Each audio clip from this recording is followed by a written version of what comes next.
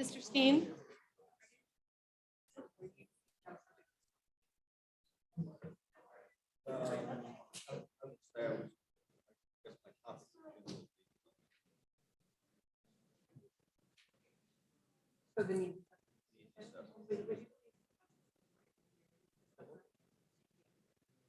I'm just trying to get us to comply with our public comment policy.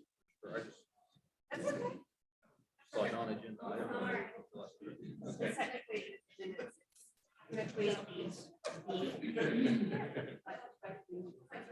Oh, that's on here. Yeah.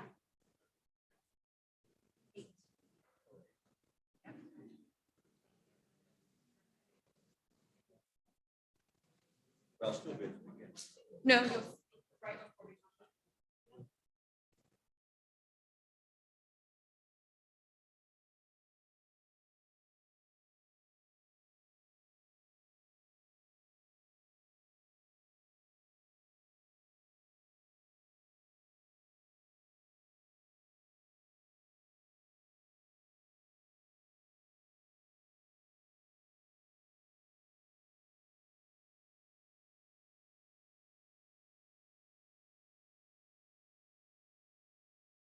Yes.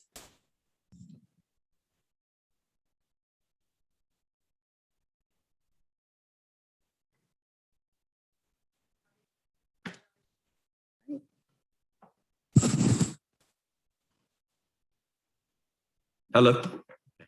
That was your quick audio check. All right. Okay, it is 3:18, so we're going to call our meeting to order. And I want to remind everyone to speak clearly into your microphone so that our friends that are streaming can hear us clearly. Ms. McPhail, would you please take the roll? Sorry about that. Mr. Watts? Present. Ms. McFadden? Here. Mr. Mitchell? Here. Superintendent Hannah? Here.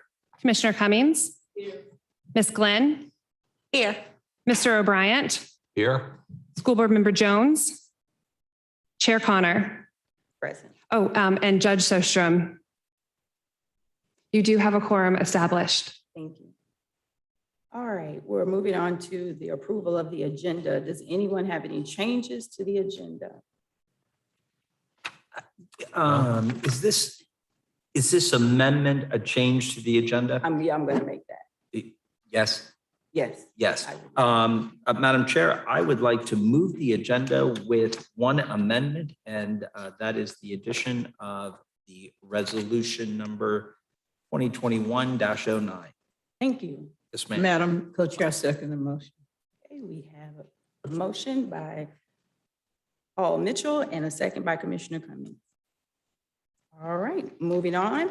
Approval to our October 21st minutes. You got to carry. I I'm think sorry. we ask for a vote. Oh, I'm sorry. There was all right, now I'm going to warn everybody. This is my first time doing this. I'm gonna do You're my doing best. great. All right, thank you, friends. The support, I love it. All right, so we have a consensus. All right, so I can move forward with the consensus, correct? Without objection. I'm sorry? You just want to say without objection. Without objection. All right, I'm gonna learn along the way. Thank you, friend. All right, moving on. I'm gonna try it again with our approval of the minutes of October 21st. I'll move the minutes. I'll second them. All right, we have a motion and a second. And are we on a consensus for this? Do we all agree? Without objection. All right, moving right along. Thank you. All right, now we're open for our general public comments. So during this time, we invite the public to come and make a comment. Make sure you have completed a comment card. And when you come to the mic, you're going to state your name and your address, and you're going to limit your comments to 3 minutes.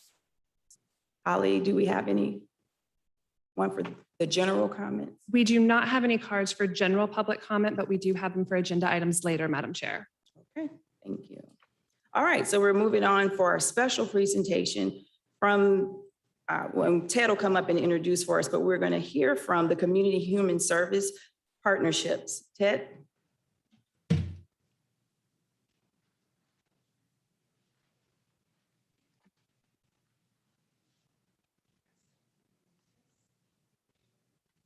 Thank you, Madam Chair.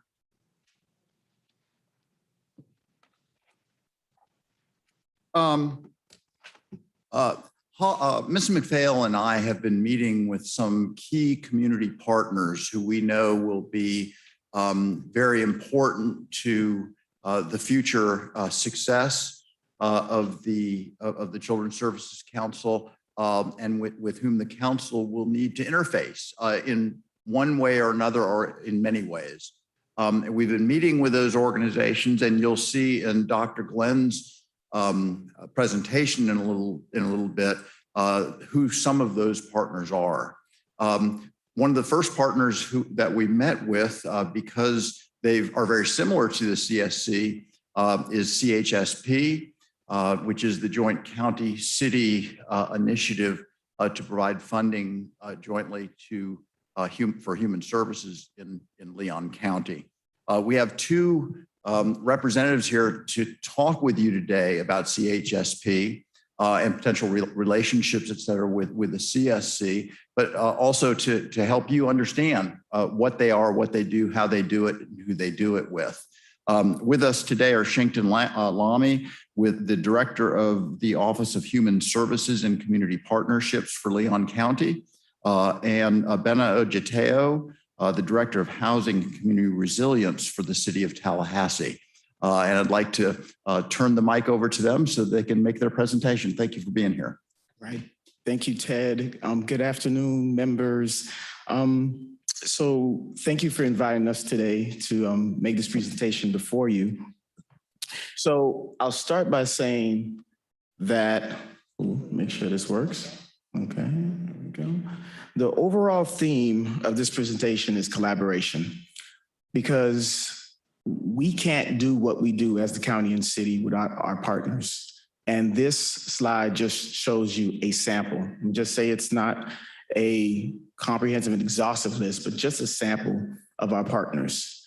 And it's because of them that we're able to address some of the needs in the community, because they're the ones with the boots on the ground. They're the ones tutoring and mentoring at-risk youth. They're feeding kids and seniors. They're putting shots in arms. They're providing legal services, just to name a few things that they're doing here in our community. And we engage and work with them in many ways to address the highest needs in our community. But the primary way in which we do this as a collective, county and city, is through CHSP. All right, so we're gonna play with this thing. All right, so the Community Human Service Partnership, or CHSP, was established by the county, city, and the United Way more than 2 decades ago. Today is just the county and city, and it's the primary way in which we fund human services in our community. CHSP is a 2-year funding cycle. That means a program is awarded funding. When they're awarded funding, they are allocated an equivalent amount for 2 fiscal years. The fiscal year is from October 1 through September 30th, and we are in the 2nd year of our current 2-year funding cycle. Annually, the county and city together allocate more than $4 million to CHSP. Currently, there are 50 agencies, big, medium, and small, that are funded through CHSP. We fund 84 programs, and let me make that clear, we actually fund programs and not agencies. 67% of those programs serve children, youth, and families. For example, the Child Care Tuition Assistance at Early Learning Coalition, the School Backpack Program at Second Harvest, and the summer camp at Hope Community Family Center. Again, that's just to name a few. These programs are funded in CHSP through 10 categories. I'll talk about the 11th in a few moments, but the 10 categories are intentionally broad to invest in direct services proposed by the agencies to address critical needs in the community. Every 2 years, agencies submit applications to apply for funding in each of these categories. A citizen review team that's comprised of Tallahassee, Leon County citizens, and they come from all walks of life. They come from government, they come from business, retirees, they come from FSU, FAMU, everywhere in parts of our community to evaluate the applications, conduct the site visits, and receive presentations from the agencies in order to make recommendations to the county and city for funding for the next 2 years. It's their recommendations that come before the County and City Commission every fall or every other fall now. As I mentioned, we recently established an 11th category for the upcoming 2-year funding cycle for homeless services. This category will be staffed and managed in collaboration, that theme again, with the Big Bend Continuum of Care, or COC. For those who are not familiar with COC, like Ms. McFadden, I'm just messing. They are recognized by the feds and the state of Florida as the organizations for planning and overseeing homeless services in our community. The county and city have dedicated more than $3 million over the next 2 years in American Rescue Plan Act funding to that category specifically. The COC's performance metrics used to evaluate homeless services programs will be incorporated into the new category. The COC, which also coordinates applications and allocation of federal and state funding in our community, is committed to incorporating its funding in the CHSP process beginning in FY 2025. And that's specifically to reduce the amount of applications that the agencies must submit. But most importantly, we'll be pooling our funds in order to leverage additional federal funds by putting our dollars together. So now I'll turn it over to Abena to talk about these categories and how they align with the CSC. There we go. Good afternoon. So you've seen the 11 categories that are part of CHSP, but what we wanted to segue into is how they align with CSC. That's the reason why we're here. We're excited that our community has decided that this is something worth investing in. And that message was loud and clear, even with the existing CHSP model. You have every year programs and agencies that propose programs that are very much in line with what you all have established as your priorities. And so this just simply reorganizes some of those categories. And what you'll see is that in each of your 3 categories, there is an existing program or funding category in CHSP that fits within that. The only one that is not listed here is senior services. But I think if I was really creative, I can probably come up with something about that too. But what it tells me is that our community has consistently pointed to the value of investing in children and in families and in the wraparound services that ensure their success. Those are the things we heard you say again today. And you expressed that priority for your own needs assessments and performance evaluation. And so in some of the conversations we've already had with your staff, we were looking for those opportunities that CHSP, as just one of the programs that we collaborate on, could support and advance your mission as well.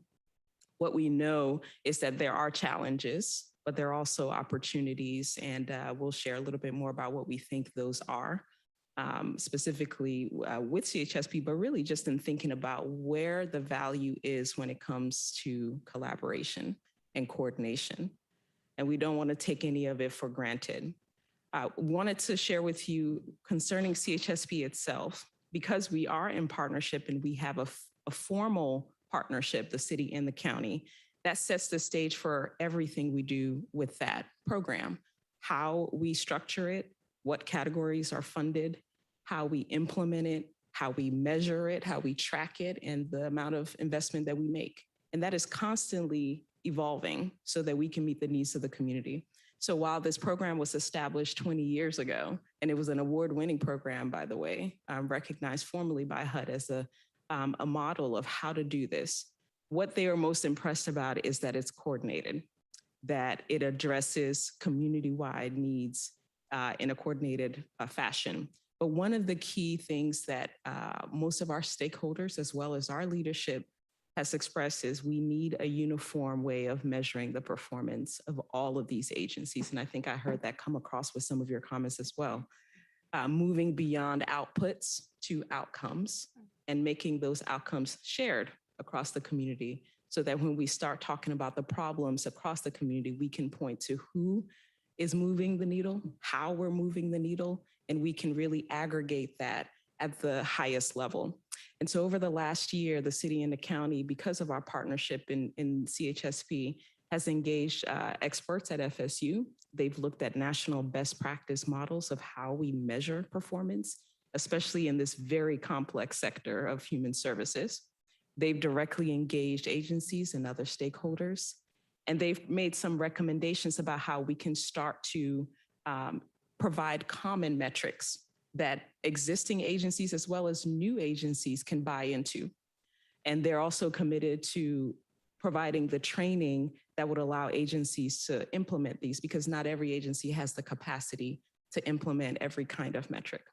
But we are finding some really interesting synergies across funding categories within CHSP, synergies across programs, and finding that there really are, in fact, shared outcomes. They may have been reported differently, but once we start to consolidate and compile them, we're seeing some synergies that is insightful for us about the future of CHSP. But this happens because we are intentional about this partnership and we're focused on enhancing it however many times we need to so that this program works for our community. So that's on the horizon. And for the city and the county, we'll be presenting those proposed recommended measures to our commission in December of this year.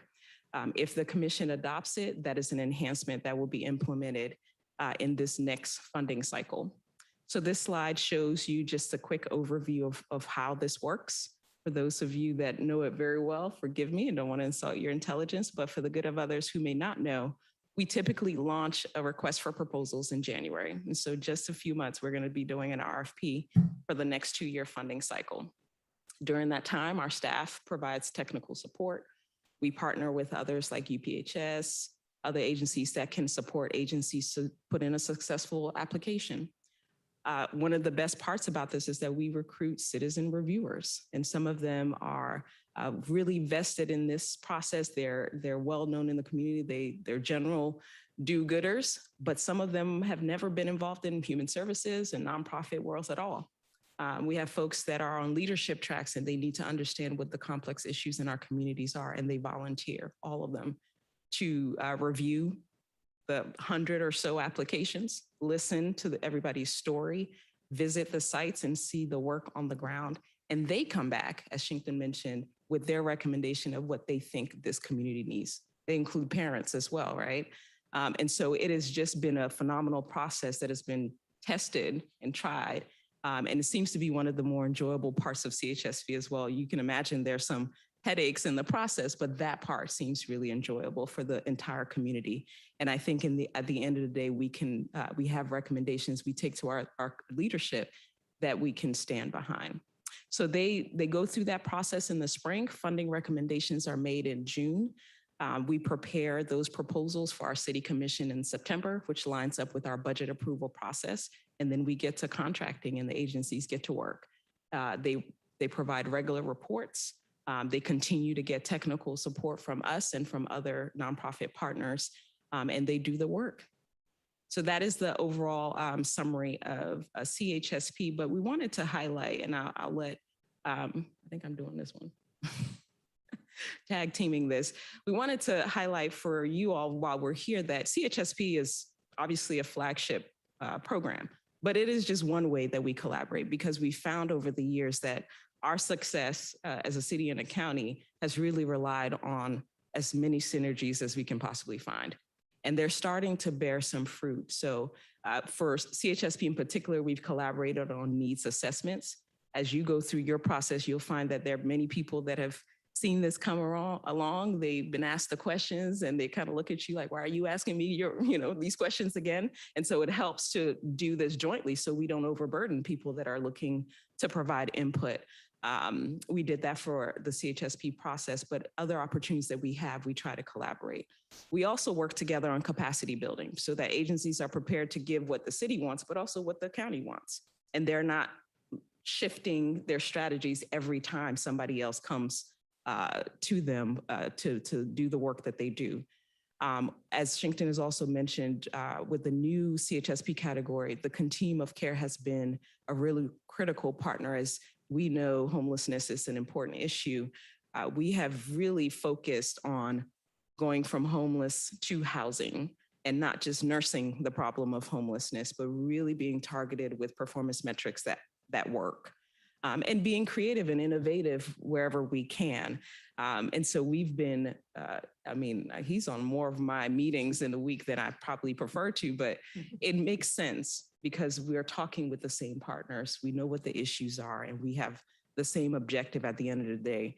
A big outcome of that relationship is that the continuum of care itself, their work has been elevated. I don't know how many articles you've seen around homelessness. Maybe you're sick of it, but that's because it's a really important problem. And all of a sudden, we're all talking a lot about it. But we've also made significant investments because of that intentional collaboration. We have, and when I say intentional, I mean, we don't just say we're going to work together and assume that that's going to happen. We enter into formal partnerships. We commit our resources and our staff time to make it work because that's how this works. It doesn't work if you just say we're going to talk with each other. We got to be intentional about it. And then going from a continuum of care, again, affordable housing, that's a separate area of our another division that we oversee, but we also see that that is one that doesn't have county, city jurisdiction boundaries. The issues are the same. And so it has led to some really innovative approaches, a community land trust that we've done together, city and the county, landlord risk mitigation, a program that we have just launched together. And so the fruits are starting to show, and that's why we are most excited. We said, if there's ever an opportunity to talk with you, we'll jump on it because we've seen where that has made such a huge difference for the work that we do.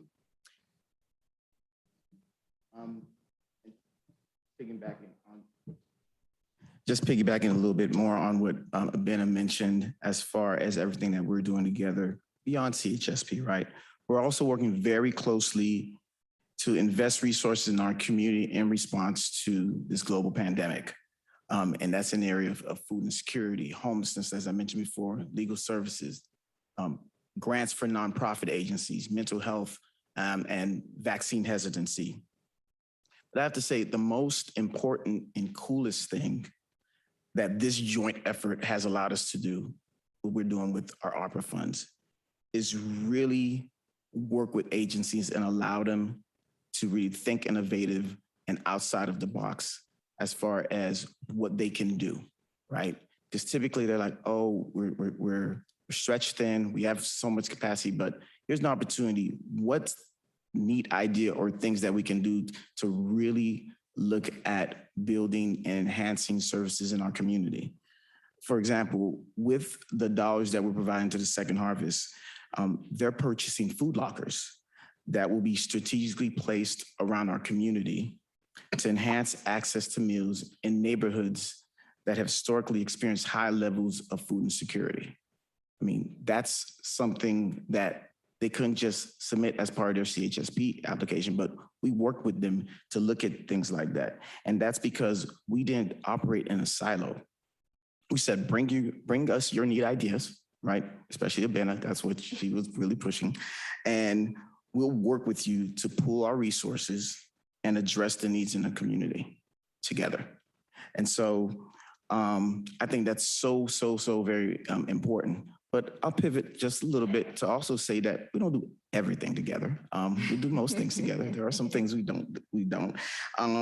So for example, at the county, we're doing housing and rehab, down payment assistance in unincorporated areas. of Leon County. We're doing emergency assistance for housing and utilities that we administer in our office. We help veterans secure the much-deserved state and federal benefits also in our office. And we're investing more than $2 million in health and mental health care here in our community. These programs are funded outside CHSP because our policymakers, our commissioners, have determined that they are essential and require more flexibility for service delivery and reporting. But we also understand the importance of CHSP. Vanna. That's my prettier slide of all the other things that we do. And actually, I'm just showing you the human services area for the city of Tallahassee. While we might talk, we still recognize, and our leadership recognizes, there are some things that we just want to get a jump start on. And if it makes sense beyond a pilot, perhaps it could be incorporated in some other structured program. But we do things like resilience hubs at service centers in vulnerable neighborhoods where we bring human services closer to neighbors. We've launched a mental health crisis response unit, and that's something that pulled the human service partner, but outside of the CHSP process in a strategic initiative. We do Change for Change, where citizens can donate money through our utility bill, and the money is reserved specifically for homelessness services. So again, that's just to say it works well together, but we recognize, especially for this CSC and what I think our community is wanting is, we want focused strategies. We want strategic alignment where it makes sense. And we want to invest where things are working. So that's our motto as well. So some of the challenges that we'll just sort of put out there is, we know, you know this, these issues are complex. So there's no one strategy that solves everything. And our agencies work so hard, but they're just one part of the puzzle. And so we start with that appreciation, and I think it humbles us. But the other challenge is that the funding is limited. It's limited for you all, it's limited for us as well, and it's limited across the community. But it doesn't, we have access to resources beyond where we normally look. And I think there's strength in the numbers when we work together to unearth that, to uncover that, so that we can really get the most bang for our buck. Our service providers are constrained, point blank. They do not have the capacity to solve these complex problems alone. And so I think for me, at least as a parent as well, and as a resident in this community, what I see the value of the CSC is pumping more into those things that work, but also creating space for more people to be part of the solution when we invest more strategically. Another challenge that exists is disjointed grant making, metrics, and reporting. So you've heard about some of the enhancements that we're doing with CHSP, but that was exactly the reason for CHSP. That's how it was created, because everybody wanted to fund things differently and agencies were overwhelmed. They file complex applications and lots of reports, and that is a constant feedback that we get from them. It takes away from actually serving our families and clients. And so the opportunities that we have, and we won't mince any words, we want to be in partnership with you all, if that's not clear already. There's opportunities for shared information exchange. That has been crucial. And so many of our partners have said the same thing. We need to talk with each other about the data that we have so that we can know when things are working and when they are not working. And I see that across the health sector. I see it across education, human services, government. We have critical information that we're not sharing. I'll give you just a brief example with COC. For the first time, we created a data dashboard that allows us to see the dynamic nature of homelessness. We have a homelessness management information system where every single homeless individual has a profile, but we weren't really talking about it together. We weren't sharing it. And so when we say, oh, there are 1,000 homeless people in Leon County, we don't know who they are. We're just kind of speaking about it at a high level. But when we get really precise, we can start to say, okay, 100 of these need permanent supportive housing because we've seen them for 10 years. Or 800 of these are families with children, so we need to invest there. We can be more precise when we start sharing actual data and look at it at a client level rather than just at a too high an abstraction. So every single child, what do we know about that child? I love what you said, Superintendent Hannah, about how do we identify them early and hold their hand the whole way and hand them over to the next person. But we're following the client, the person, instead of just programs. So that part is huge. It's a dream. We're not there yet at all, but we need partners to make it happen. We also need partnerships in places that are vetted, that are citizen informed. CHSP is like that. Things that are vetted, that communities trust, are valuable. We don't throw them out when we try new things. And so we really think that there's a really great opportunity there. And then, of course, streamline reporting and performance metrics that addresses some of the burdens we consistently hear. So all those are summarized in our benefits. I think I've said it already, and so I'll just show it up here. And that is the last slide that we have. We are very eager to hear from you and answer any questions that you might have for us. Okay, council members, do you have questions? Jared, I do. I'm curious about the slide that I guess talks about the Ask You Center and that. So you all were established in 1996. 26 years later, I'm sort of struggling. How did the accountability of how you've spent the money as you've gone along? Surely between 1996 and 2022, and I'm asking this question, hoping there's an answer.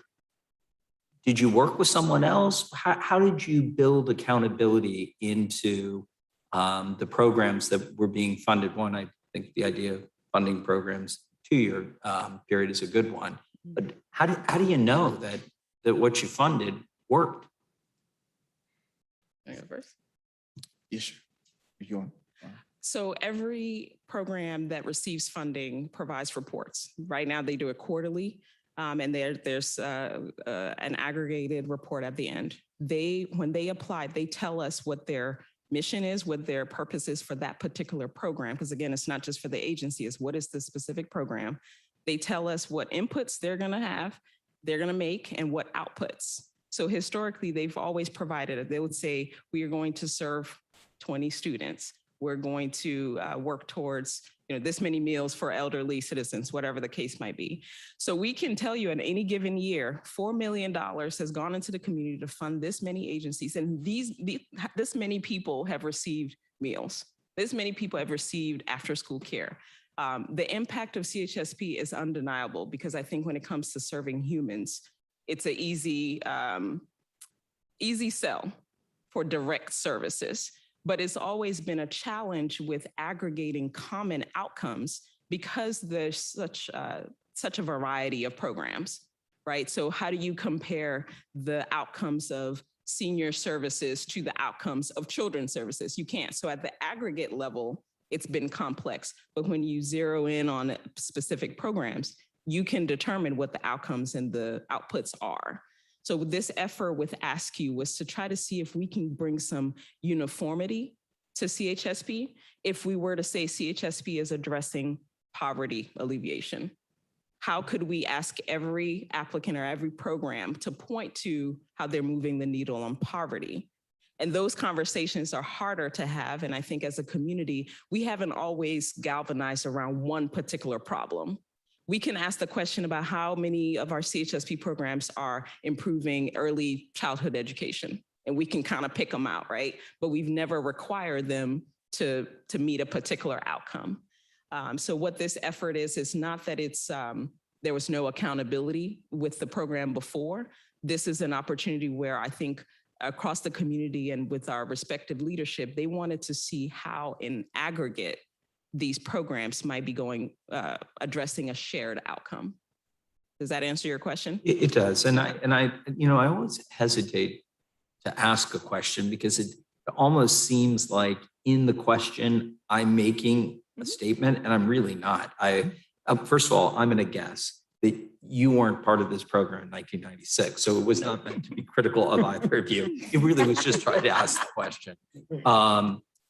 I have a second question, and that was, I think, your second to last You're slide. gonna make me maybe? click through all of these. Which one? I should have started from, the most recent, Which but one it was the was, subject? it's think the second one to that talked about a partnership in a vetted citizen informed grant making. I Mhm. think it was the second to last or your last. Oh, wait, no, This is it. That's the Yeah. slide.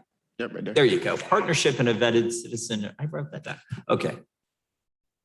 So I'm sitting there and I'm looking at this, I'm thinking, what does that mean? What, I know what the words mean. What does that mean in terms of, one, an opportunity for the CSC and the CHSP working together? But what does it mean? What does that look like? Yeah.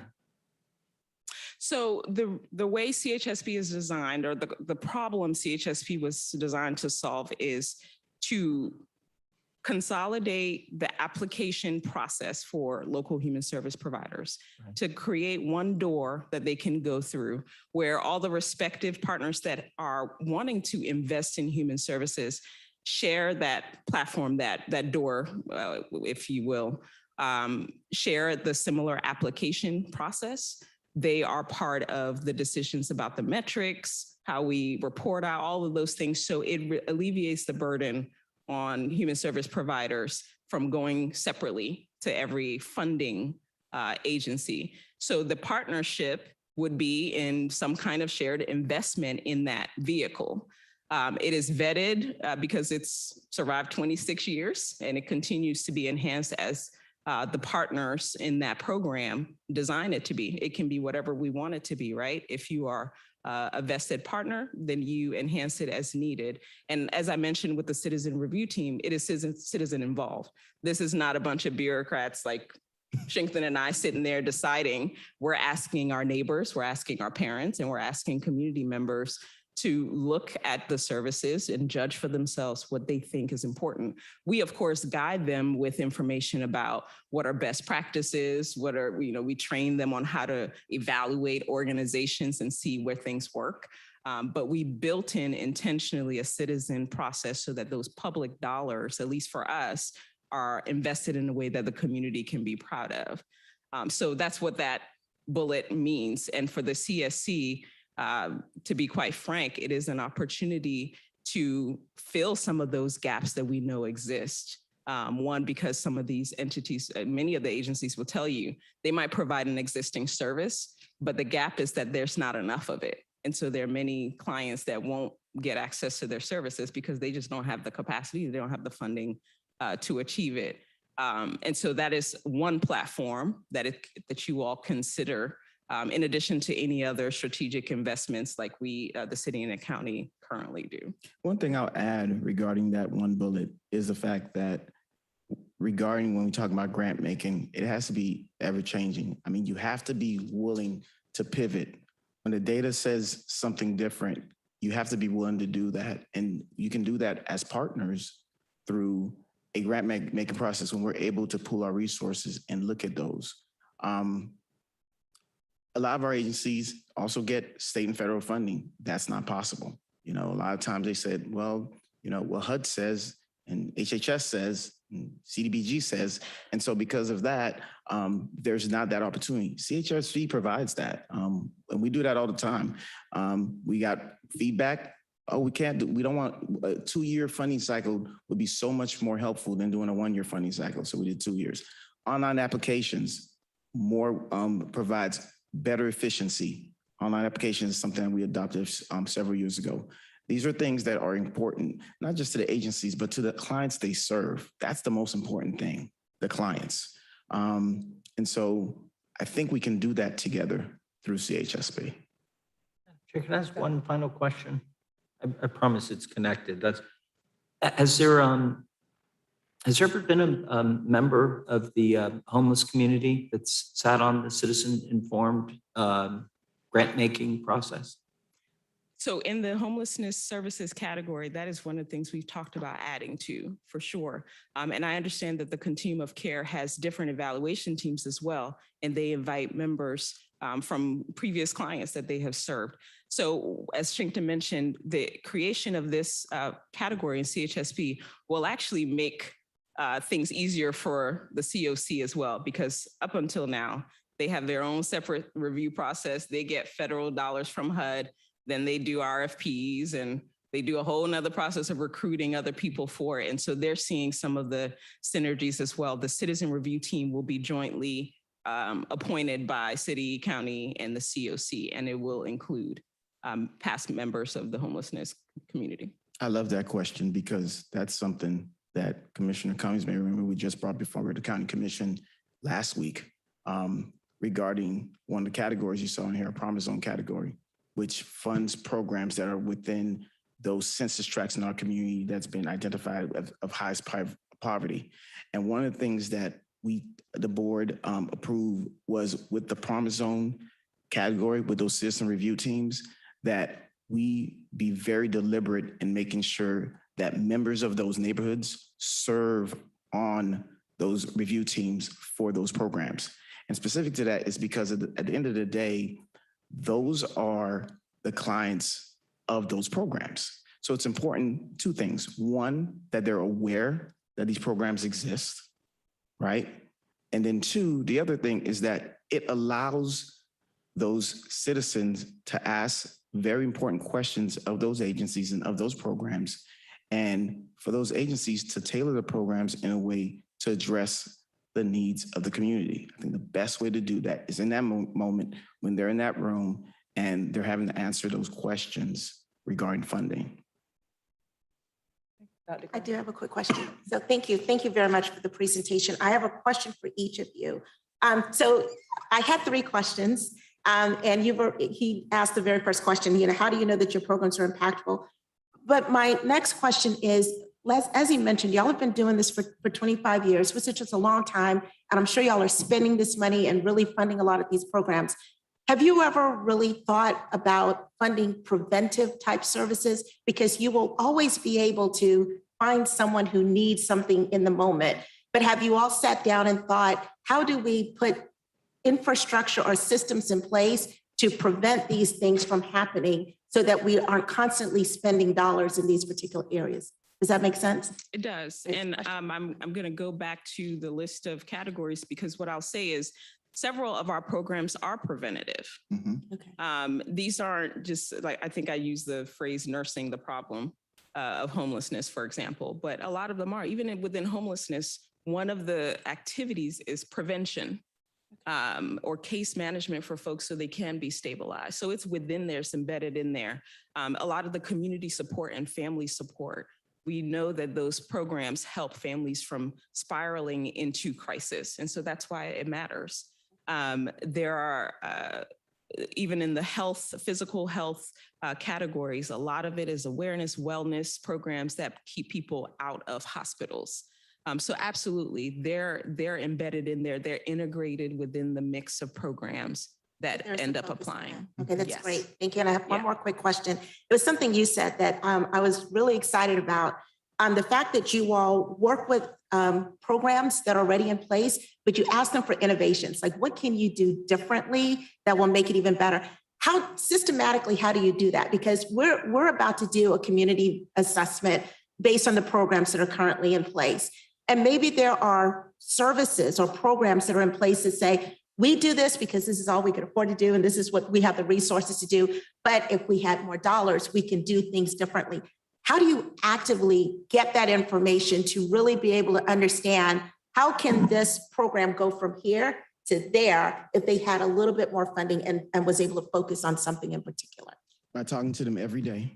Okay. I mean, it doesn't just happen when the CHSP agencies, when the CRTs meet, they fund, they make a recommendation, we enter the contracts with them. Once we enter the contracts, that's when it happens.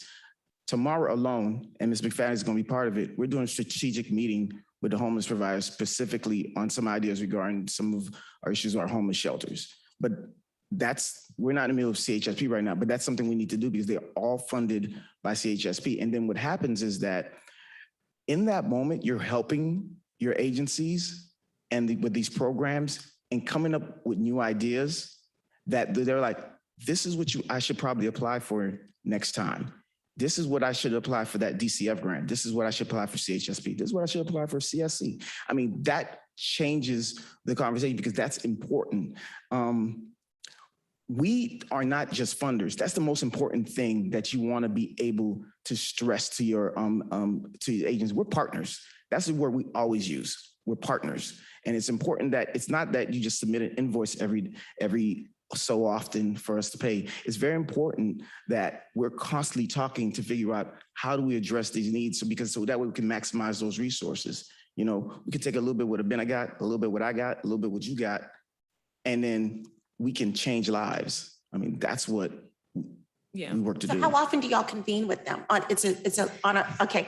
Is it consistently? I mean, literally, I just want some insight. Are they all here? Yeah, I mean, Amber's here. I mean, it's constant. It's so we're doing we have almost like weekly meetings with our homeless providers. We have bi-weekly meetings with our healthcare folks. We're doing a call tomorrow with the mental health council of the Big Bend to talk about mental health and not just mental health within our larger community, but specifically with youth. This came up at our last county commission meeting. Our new chairman brought this up regarding youth and the issue regarding mental health. And so I think that's very, very important that we're doing that constantly. It's every week. And that's the thing. It goes beyond just the funding.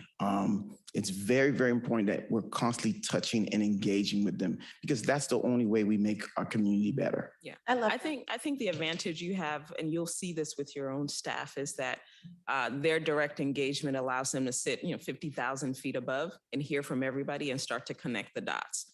And we hope that that's valuable for our partners too, when we can step outside for them and then provide some input, and that drives innovation. But like you said in your question, if there's not new funding, I think it's unreasonable to expect agencies to do new things. Because what we know for a fact is that the service they are providing now is helping somebody. They are serving needs and they're doing what they can with those resources. We can be more efficient, sure. We can be more innovative and we can stop doing something and focus more on one thing. But the fact of the matter is when we've injected resources, then we can start to demand and expect and support innovation. We're trying to do that with this homelessness category because we do have agencies or programs that were serving homeless individuals. They were in the basic needs and emergency category, but we knew that there was some focus we wanted to have on that. And so we added funding. And we shine, we put a spotlight on it so that we can start to inspire and encourage it. Same thing with the Promise Zone. When the leadership says, this is important to us, we get everything you're doing, but we want to invest more. Then we started seeing agencies propose programs that are specific for the Promise Zone. They're still doing what they're doing with the other category, but now they have additional incentive to look elsewhere. So we need all of that. You guys know you weren't going to get away without me asking some questions.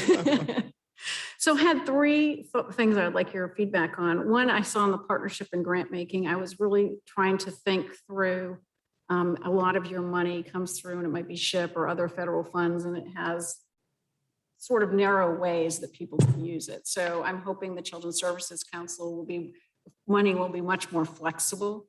And so I almost think of us as layering on innovation to hopefully add on to what you all are doing. And so I think as we go further down and we think about how we partner on the funding, that, knowing that the Children's Services Council can fund, incentive dollars to businesses to add childcare or what have you, that, we might want to think about that flexibility as something we think about differently.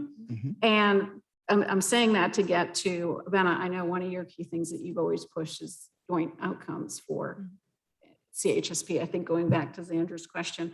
And so, I think if we could align on some of what those bigger outcomes are, and I know you guys are going to be a part of this needs assessment, I think that's really cool. And then one thing that occurred to me, and I'd love your feedback on this is, and I don't know if any other city, county do it, but some type of joint reporting where Children's Services Council CHSP and maybe even the managing entity, since there'll be the three big groups that focus on parents and children. Is there a public way we could tell our story better that is very formal, but it will hold us all accountable to one another if we think about doing it on the front end? So I just love your thoughts on that. Yeah. Well, I'll just say, we don't want our own metrics. That's very counterproductive. When we established the homeless services category, we were very clear. We're looking at the COC's performance metrics. What are those metrics that they have set that we need to look at to improve homelessness or end homelessness in our community, right? And that's a certain amount of time someone remains in homeless. How long are they in emergency shelter? How long it takes for them to earn income or secure income. I mean, there's certain measures that they've established that, yes, we agree, that's something we need to look at. So what your team is doing now is very important to everything that we're doing through CHSP and all our other initiatives in the area of human services, because we don't want to do anything different. We're watching this, and that's why we met with them, with the QQ team yesterday. We look forward to continue to meet with them. We look forward to continue meeting with Ted and Holly and the new executive director when they come on board, because I think it's going to be very, very important that that conversation continues, because those metrics are going to be so important in helping even drive what we look at. I mean, that's very, very important to us, because one thing we don't want to do is reinvent the wheel, right? I mean, the work is being done. And at the end of the day, what comes out of it is speaking of what's needed for our entire community. And I think that's very important that we continue to participate in that process. Yeah, I think we have an opportunity with that, what we call the shared information platform. Because, you know, data can tell you a whole bunch of things, and it can tell you whatever you want it to tell you. But if we have partners that are mission driven or purpose driven, we can start to make sense out of that data in a way that tells the story for the community. And that's a huge step from a whole bunch of data to what does this mean, and how do we move forward from here? So, you know, the city and the county can do what it can with that, but I think there are lots of other key partners in our community that are trying to move the needle too. And if we can get on the same song, you know, I think we can really go leaps and bounds. So it starts with sharing data, but it does start with intentional partnership. And I will say this over and over again. This doesn't happen if we just sit here and talk and say, we'll keep working together. No, it doesn't. I promise you it doesn't. It requires intentionality, formal relationships, investments where you put your money where your mouth is, because when you do, you care more about what the outcomes are. Yeah. And that's what we've seen with the city and the county. Real quick, yeah, I know we're running long. First, thank you guys for what you do. Having been on the board for Capital City Youth Services and the Big Bend Homeless Coalition, you'll do a wonderful job. You're amazing. Go back to the number of how many applications do you think you'll have in January? So we funded 84 or so programs now, so probably at least 100. Yeah, and we got a new category, so. Yeah, actually. So I would venture to say that, when I understand, Leon County, compared to other counties in the state of Florida, probably has more existing programs. And then one of my concerns when I was on the Big Bend Homeless Coalition was all of us kind of running into each other. Mm-hmm. There really wasn't any government oversight or control of, well, this group does this and this group does, well, so does this group. And then they, you know, at least you guys try to manage some of that. But I think you know the players. I mean, you know the providers in the community. So we would be fools not to, to pick your brain about all 84 or 100, however many there are that you make trips to and you're working with throughout the course of the year. So I think there is certainly an opportunity for us to partner with you guys. You've been doing this for 21 years. And do other counties, cities and counties come together and put resources? Do y'all talk to other counties throughout the state? I know you have some conversation. It's not many. We have, and yeah, not many, not the way we do it. Because a lot of times you don't have a lot of, within Florida, a lot of counties where you only have one city. And the way we work together, So it's very rare. And I'll add that in addition to what we're doing with CHSP, are also funding another 100 and some odd agencies through our nonprofit grant for ARPA. But all fun.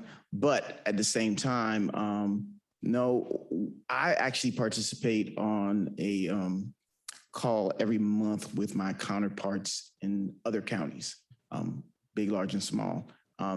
And they're fascinated how we do that because of the fact that you do run into a lot of communities where there's turf wars. Well, who's doing this, who's doing that? And we don't have that problem. When me and Abena don't agree on something, we have coffee every Friday at 9 a.m. You can catch us, you know. Oh yeah, my bad.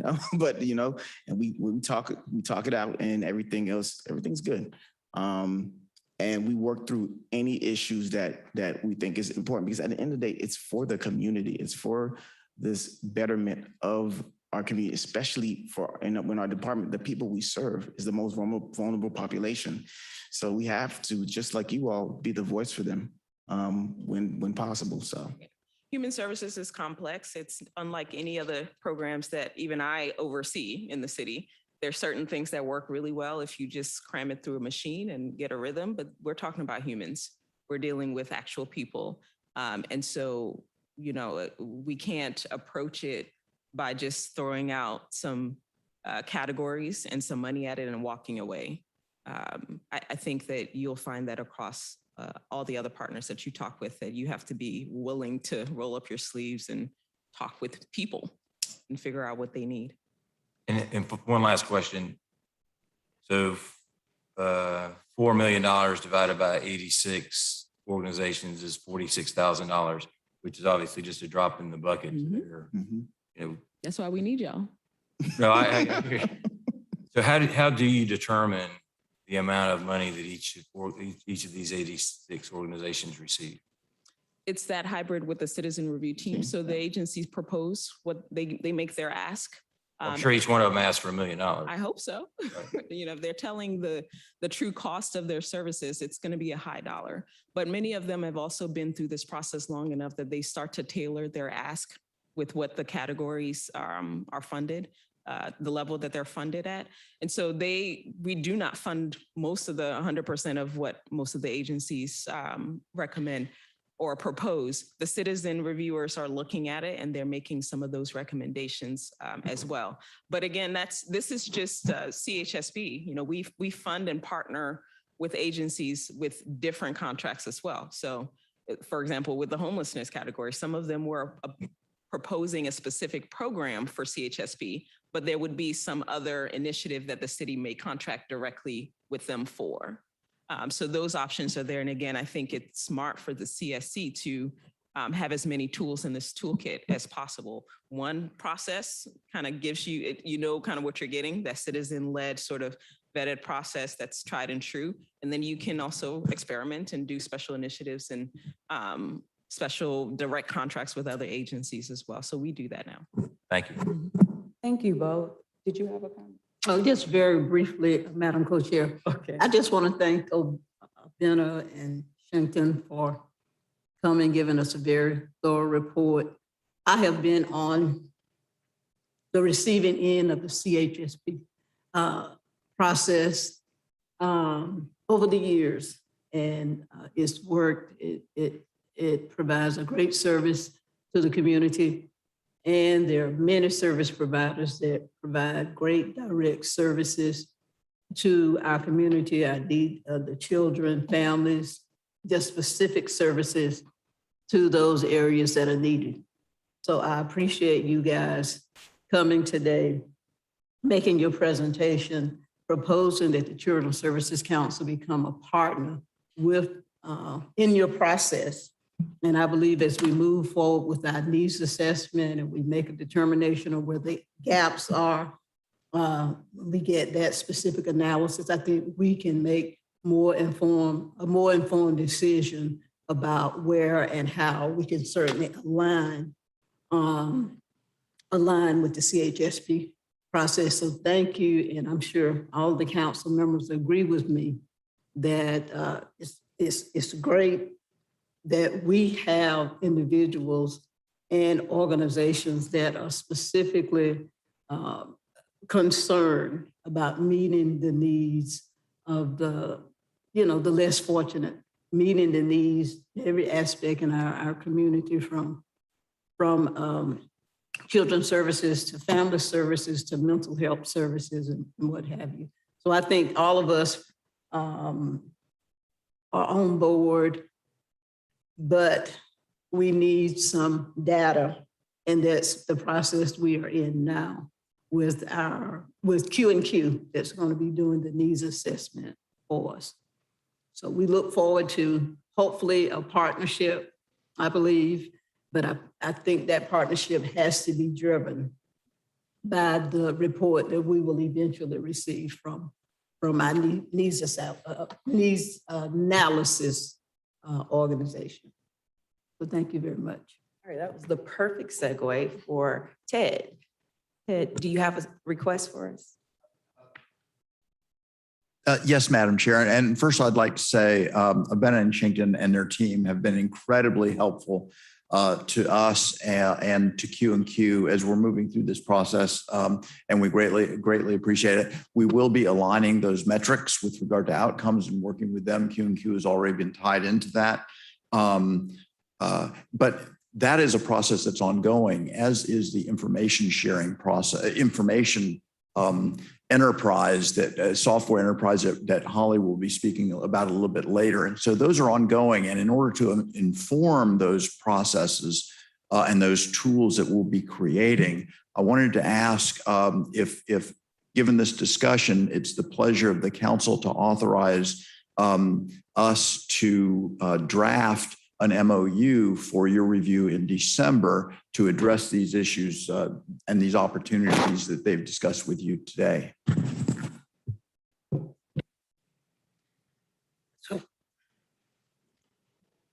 Absolutely. I'm not clear what the request is. Yeah, so an MOU, and perhaps this gets to the point of, the MOU is a written version of your Friday at 9 o'clock coffee, but do we need a formal document to communicate with the city and county? I mean, is it, well, I don't understand what an MOU would do for us. Like, are we ready for that? Or Especially in advance of getting the needs assessment complete. And clearly, I'm very encouraged by this. I mean, we certainly, I think most of us, if not all of us here, feel strongly about the importance of partnerships and leveraging resources in our community to meet the needs of children. But our focus is much more specific than on your 11. And until we get the needs assessment done, I'm not sure exactly what an MOU does for us at this point in time. I think once that's in place, it becomes much clearer how we can engage and work directly with CHSP in driving programs forward. But I'm just not sure what an MOU does right now. I do want to comment, because what I heard from them is that their specific ask was a request for data sharing. So they're asking, will you share your data with us? We will share our data with you. And please correct me if I'm wrong, but that's what I was understanding. Grant making partnerships, that we would consider some partnerships with them through the grant making process, and then to streamline the reporting process, because I copied those from her opportunity slide. So I in my mind, they're not asking for anything other than, will you all consider partnering with us? And she said it needs to be intentional. And I agree with that, because I make promises to people all the time, and if it's not on paper, it's not going to happen, So I do like the thought of, let's be intentional. Let's agree to be able to share data with them, because they do have a lot of work in our priority areas. And I do think it's worth us agreeing to this partnership. We don't have to, give them any money or anything like that. But I think that what they're asking for, and that's my understanding right now, is, are you willing to partner with us and meet with us and convene with us on a regular basis? Please correct me if I'm wrong. You are on exactly that point, because we are separate entities, right? We're separate governing bodies. And so part of the relationship and the coordination that Shinkton and I implement is not just because we're friends. I didn't even know him until now, but there's an intentionality between the city and the county saying, Right now? we will, collaborate on this. And with CHSP, it is an MOU relationship. It is governed by some kind of understanding between the partners that invest in it, because that empowers you as well to inform how CHSP is designed. So there is very much an intentionality that we have with several partners, particularly when they are separate government entities, different bodies that have appointed or elected officials. Okay, Madam Chair, based on her explanation and based on Dr. Glenn's clarification, I move that we direct the interim director to this draft memorandum of understanding. And of course, we would have that document. We could read it and scrutinize it and amend it or what have you, but I don't think it's any harm in allowing staff to draft an MOU for our consideration. I'll second that for the purpose of discussion. And then I have a question. You mentioned, is there an MOU that exists between the city and the county? For CHSP in For particular, CHSP? yes. Because that is Then I would make I don't know, just a suggestion. So I don't know if it's an amendment to your recommendation, but I would suggest that we look at specifically the MOU that exists between the two governmental entities and see if that's something that translates well into this relationship. That's where I would start. Are you okay? Okay, so we are in agreement that we're going to. Well, you have one no, more? Okay, go ahead, I am very supportive of an intentional relationship. And it was so intentional that you're here on our agenda today, and I hope that continues. There's a reason that the voters of Leon County created a Children's Services Council and didn't say, hey, let's take the existing organization that we have and add up to $500,000 of your property taxes to it. I think that it's so important that we communicate. It's so important that we share data. But the CSC was created to meet needs that are not currently being met, and not because the dollars aren't enough, but because there are needs. It isn't that, it's my belief that it isn't that there aren't enough dollars in the programs. I do believe there aren't enough dollars in the program, but that wasn't what the CSC was created to do. It was created to find gaps that aren't currently being served. So it isn't the program type, it is the program type, it isn't the dollar amount. And so I'm hesitant, and I realize I may be a voice of one here. I'm hesitant to enter into an MOU to set expectations that somehow the two organizations are at least appearance-wise morphing into one. And I just don't think that that's what the voters intended. So I'll just politely say no. Madam Chair, I call for the motion. Okay, and what's second?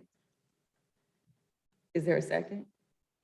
He seconded. I second. And then you seconded. Can I But call for the but motion? clarification, I don't think that, I agree. This is, we have a specific focus and function. That's why we're doing the needs assessment. And our responsibility is to act on that needs assessment and address as best as possible the needs of the children that will have a lasting impact on this community. I don't know what MOU, I thought the MOU was focused mainly on sharing information and leveraging information And that was a for the clarification. purpose of doing, not to merge. Because I agree, if it's to merge the institutions together, then that's a non-starter. And That's why I'm saying I'm interested in seeing what the MOU between the city and the county looks like for the purpose of looking at an MOU. But I agree that if it starts transitioning in that direction, but then we should pull that back. Okay, so for my clarification, Ted, what was your clarify when you said you were going to move into drafting an MOU? I guess two comments. Number one is there's been discussion about waiting until the needs assessment is done to inform the MOU. when the needs assessment is done, which will focus on programs and which programs to fund, the further along we are in determining what the metrics are, what the application process is going to be, and all of those other things that need to be done, begun before that needs assessment is done, so that things can begin faster in terms of getting funding on the road. This would help to expedite that in terms of the information sharing, the sharing of metrics, et cetera.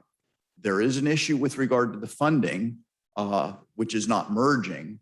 That will be an issue that will need to be addressed. I've spoken with many of you, and I've heard from you about the issue of funneling money, CSC funds, through the CHSP. And I know where you stand on that.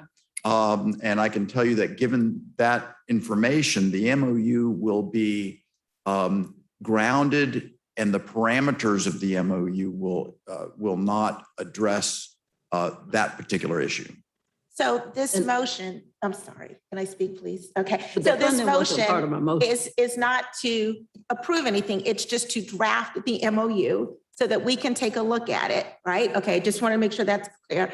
And honestly, from what I'm hearing, I'm not hearing a merging between us and them. I'm hearing a partnership. We're willing to share information and learn from each other and figure out where we can work to provide appropriate amount of support in this community. And I'm not willing to say we're giving money at all. You know, it's just, let's talk, let's figure out what needs to happen. That's my understanding. And so that's why I support. Madam Chair, funding was not part of my motion. And again, I call for the question. I call for the motion. Okay, so we have a motion, and it was second. And so now we can vote on that. All right. So those in favor, say aye. Aye. Okay, and those who are opposed? No. We have one. All right, so the motion is passed. All right, moving right along. We're ready for our interim. Thank you. Yes. Let me make a statement, because I have the same concern that Mr. Mitchell does. And I voted to support it because I think we may need a memorandum of understanding to sharing information during the process of our needs assessment. That we would be able to pick their brain, and they would be able to share information about existing programs and services and things like that we're completely unaware of. But to Mr. Granger's point, I mean, I have no intention of us marrying, funding money, doing any financial endeavors with what the city and the county do. And again, just as a note, we are not approving an MOU. No, just We for are him to approving draft the it. development of one for us to review. Thank you. Yes, sir. And again, I think we're all in accord that we're assuming that the MOU will be focused on information sharing, Right. not revenue And alignment of metrics. and alignment of metrics. Right. Okay, so we're all on the same page now. Madam Chair, if I could, just because the debate was cut off, so I'm totally okay with it. I do want to make one important point. My position of voting against the MOU has nothing to do with my belief in the importance of CHSP and the programs that they are currently funding. To the contrary, I applaud them, and I applaud the efforts of the city and county. Why I voted against the MOU is it sets an expectation.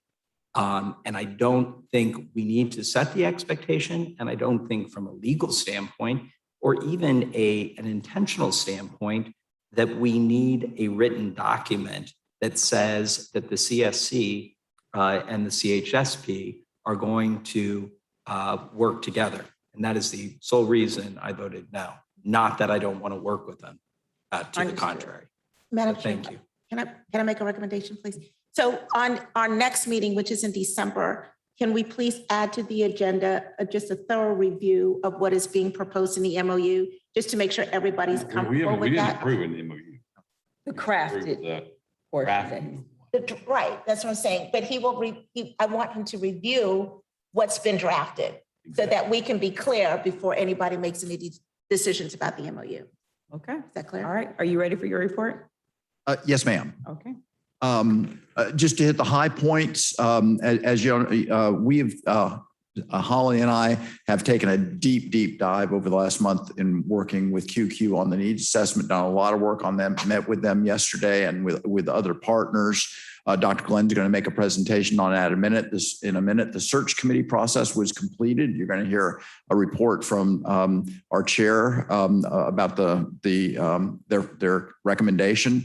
We finalized a draft of the request for information for an enterprise resource planning software, and we've begun registration for the Florida retirement system, again, which we will be discussing in a moment. In your packet are committee rosters. I think it was Mr. Jones asked for that at the last meeting, so you can see the committees that you're on or not on. And that's my report, Madam Chair. Okay, thank you, Ted. All right, so now we're open for public comment.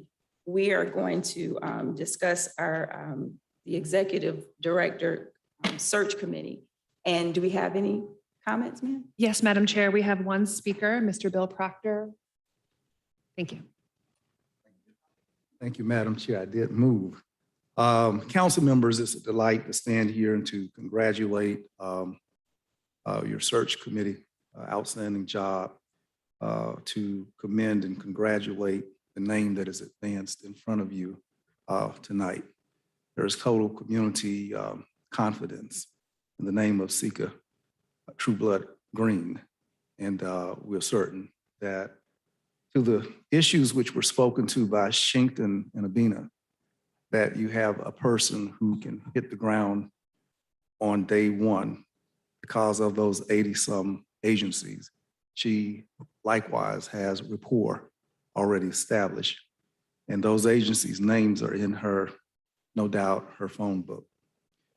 I wanted to take a moment to say to you, with respect to your previous conversation, the good news that Leon County Board of County Commissioners, myself and Commissioner Cummings, just at our last meeting, we have set a millage rate that will be assessed to Leon County property holders.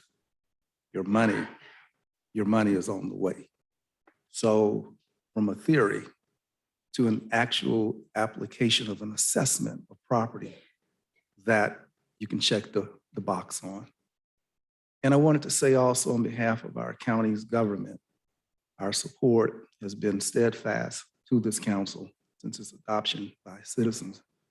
And I know that we've advanced in the neighborhood of 300-400, something like that.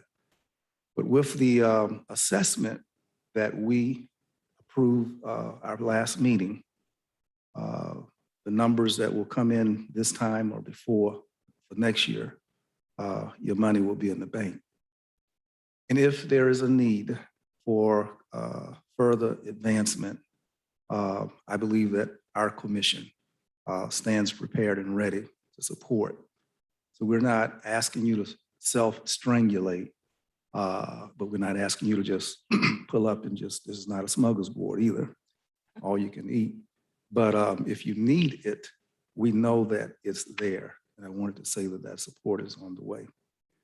With respect to Shinkton and Amina, I'm probably one person in this room who's guilty of being in this courthouse and having, over the last 25 years, watched the evolution of where we are today with the CHSP.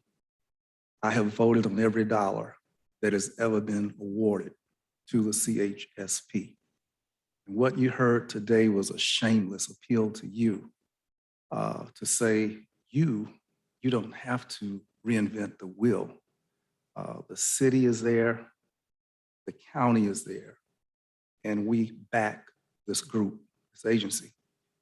And on Tuesday night, I believe, Chairperson Darrell Jones cited a vision that called for the county, the city, and the school board to come together, and that we would look at the Build Back Better money and see if there are other dollars. But our way of seizing that money will indeed be built on that assessment, on the data. And I offer to you that a part of the data that has been with particular care cultivated over the last 2-3 years is the 32304. That is being updated even now. But we have an exquisite beginning point with 32304. I know something about that. I'm hopeful it will be integrated. These outstanding leaders of the Department of HHS, the city and the county, they're prepared and actually here pleading that you would include their efforts, that you not have to go from scratch. The relinquishment to where we used to be and how much the county has relinquished to the CHSP, how much confidence that we have placed in the hands of Abina and the city has put in the hands of Abina. Shington Lammy, I can't even tell you.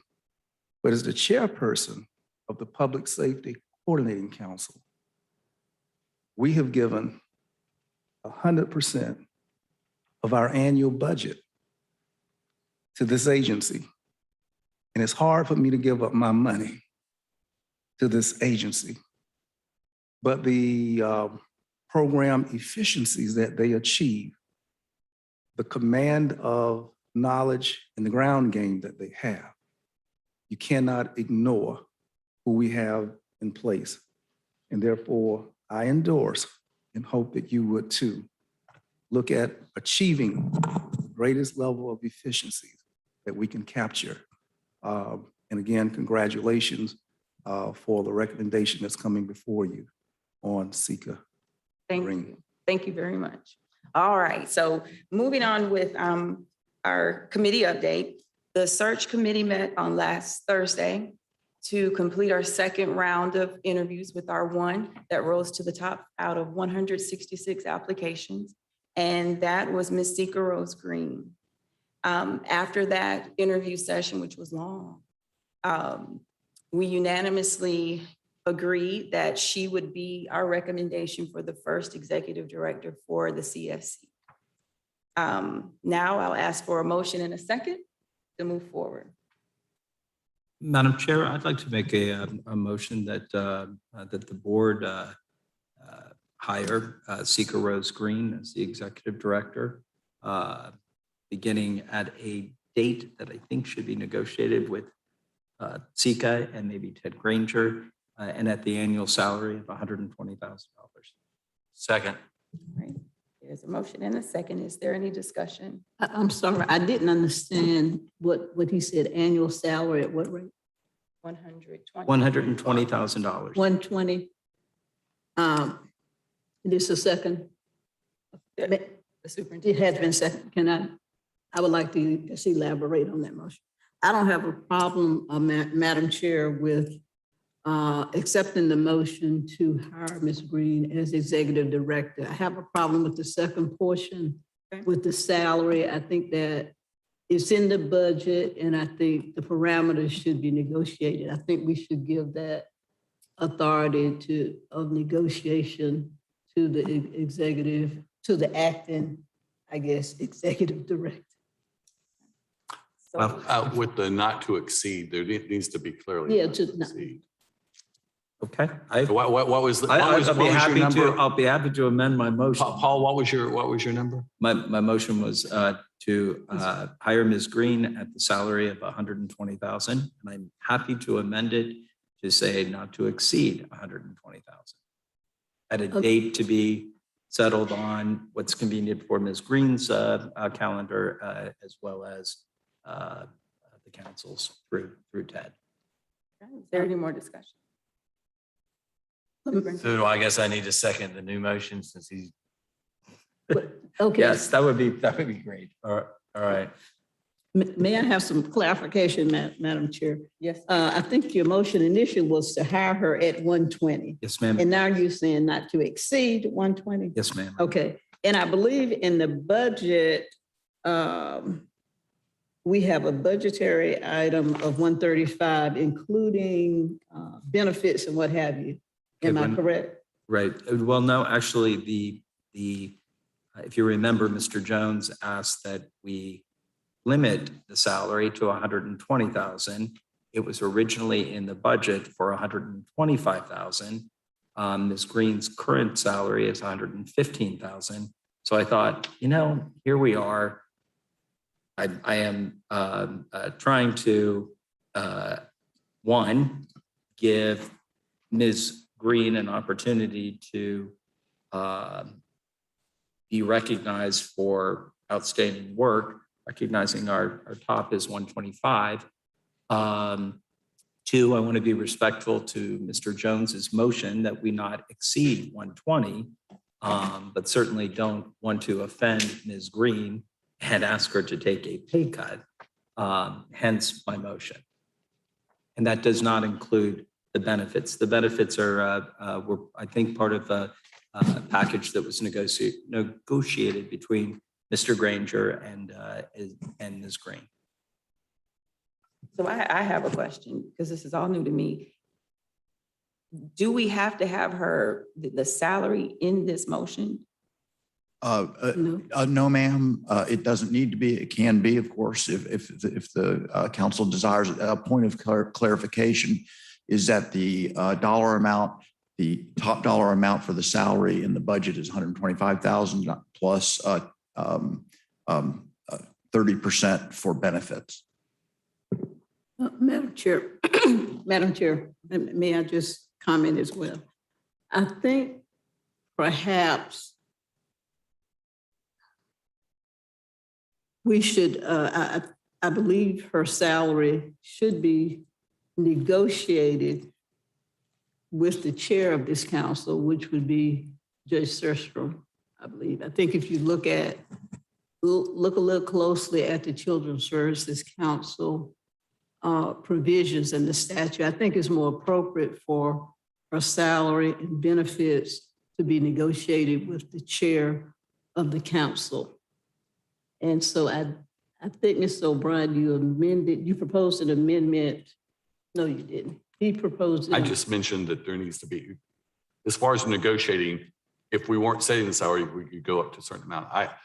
We did have a very long discussion and a very strong appeal from member Darrell Jones. We did. And he was very emphatic that we not exceed. And I think at that point in time, there was a general consensus. Mm-hmm. We didn't vote on it, but there was a general consensus that yes, we would try to stay in that range. Okay, and that's my point, Madam Co-Chair, is that we've got a budget, we've got budgetary items, but we all know that budgets are subject to amendment and what have you. I don't want to lock us in, and so I believe it's more appropriate if we have a solitary motion approving the recommendation to hire Ms. Green as our first executive director and allow the chair of the council to negotiate her salary and benefits.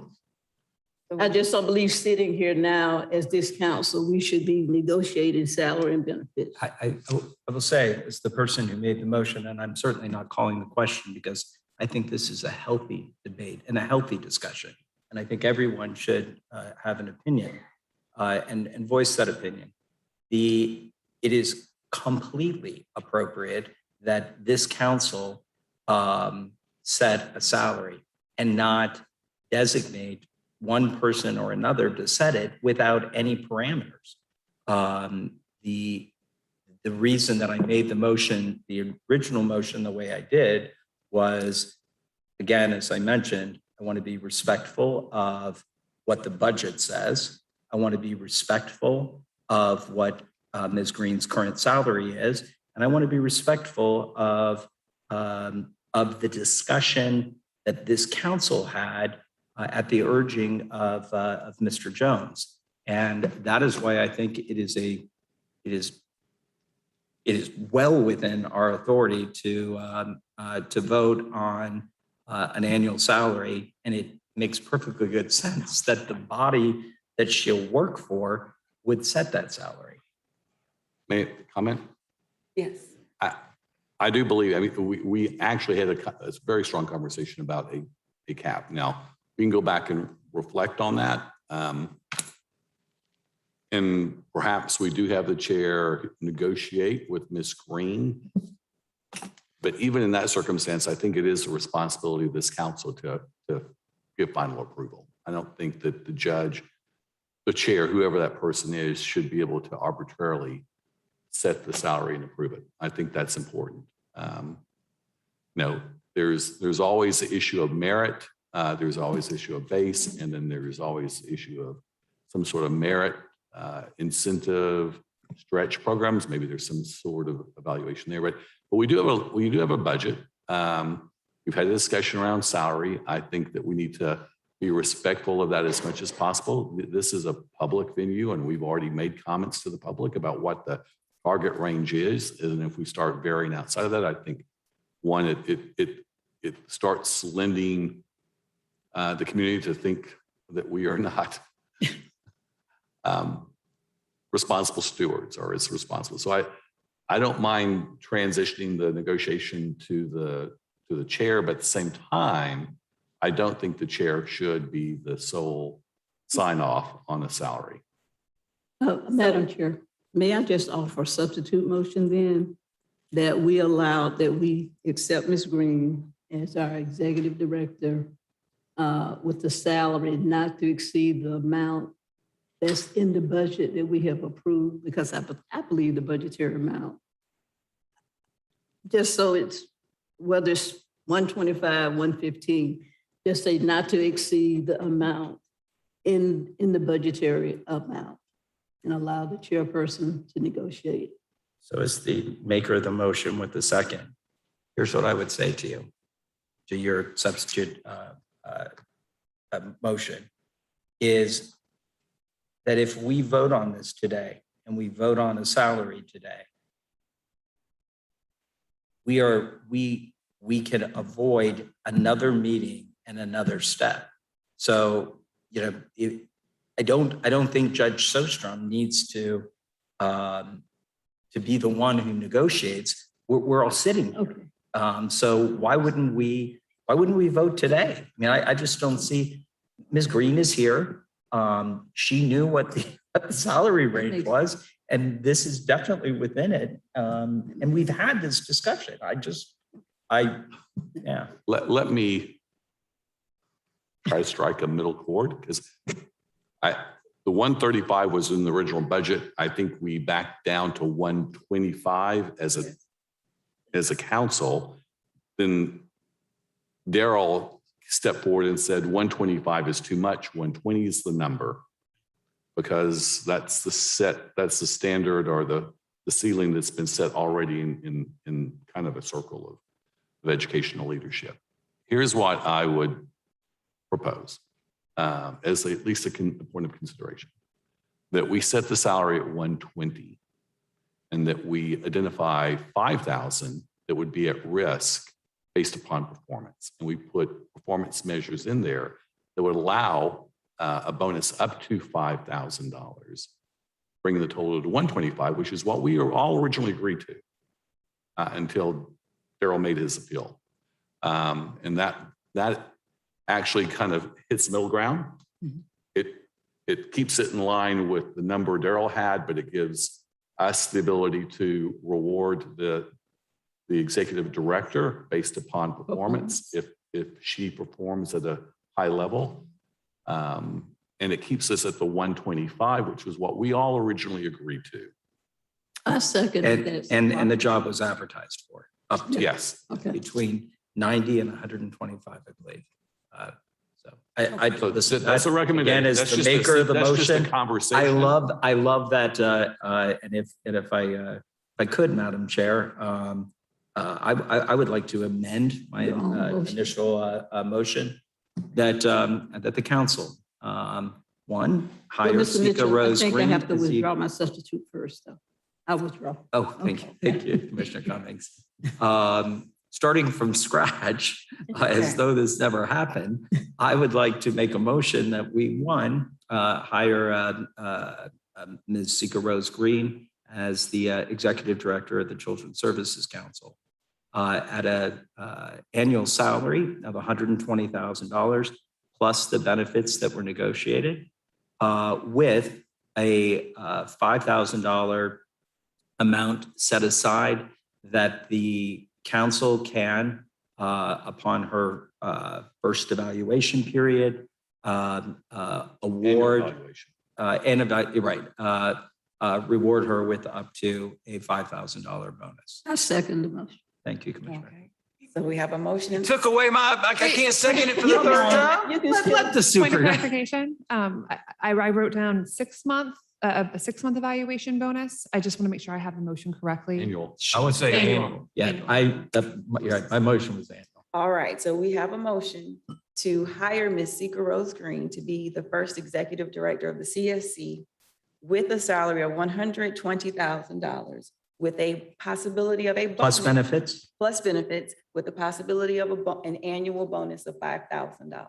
It was seconded by Commissioner Cummings.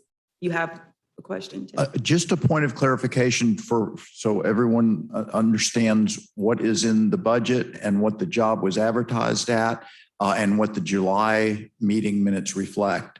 It's at the upper level in the budget, and all three of those is $125,000, just to make sure everyone is correct. All right. So we're finished with discussion. So now let's make a vote. All those in favor? Say aye. Aye. Aye.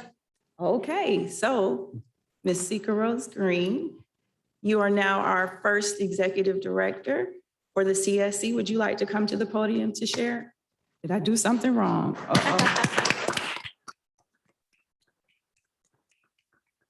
Technically won't be the official first until the contract is signed, but Correct, got you. We got that part. Okay. Good afternoon, everyone. Yes, And I really appreciate being elevated to this level. I do want to acknowledge my husband and my family who are here in the audience, as well as some other supporters. And it is fully my intention to move forward as your first executive director. I will tell you that since the time that my salary was reported to you when I applied for this job, it was increased to $117,500. So I would really have to think about moving from a place that I really enjoy, knowing how much I really, really, really want this job, and I really want to be your leader, for $2,500. I believe that I am worth $125,000. I know that I can show you that. I know that that is in the budget along with benefits. And I am hopeful that you will reconsider that salary cap and offer me the $125,000 that I believe I deserve, and know that I will perform to that standard, that will allow me to move into contract negotiations to become your first executive director on January 1st, 2022. Thank you so much. If I may, Madam Chair, Ms. Green, congratulations. Hopefully we can work things out financially. I'm excited about your leadership in this role. You're from this community, born and raised, you know the players, you know the neighborhoods. I think it's a wonderful fit. I will tell you, I know you have bills to pay. I have bills to pay. Ms. Connor has bills to pay. We entered this profession of education because we're passionate about children. I know you're working in your current position now, and you have that same passion. I know money matters, but sometimes the calling and things happen for a reason, and there is a plan. So I would ask you to, again, consider the offer, because I'd love to have you. Congratulations. And Madam Chair, if I could also, I would echo what the superintendent said, and Ms. Green, I feel very confident that you're right, that you will earn $125,000. And I think it's the way that that Mr. O'Brien helped me craft the motion will afford you that ability. I remember in our second interview, you said, as I asked you the question about why, after such a short period of time with an amazing job at the Children's Home Society, would you want to leave? And you said the reason was you had a passion for Leon County, and that you wanted this as your last job. And so what I would say to you is, that opportunity is being afforded to you. It's being afforded to you at a good salary that could be a better salary and the salary that you're expecting. And I have no doubt in my mind that you'll earn that as part of your annual evaluation. So I too hope you can accept the offer. All right, so Ted, I was about to call on you about the letter, drafting the letter. So how do we move forward with that?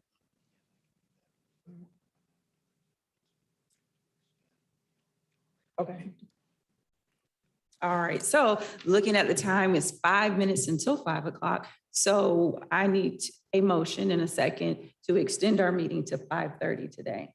Madam Chair, I move that we extend our meeting past the 5 p.m. deadline. Do I need to set an ending time or just move past 5 p.m.? I'll second it. Okay, we have a motion in a second and Paul. Paul.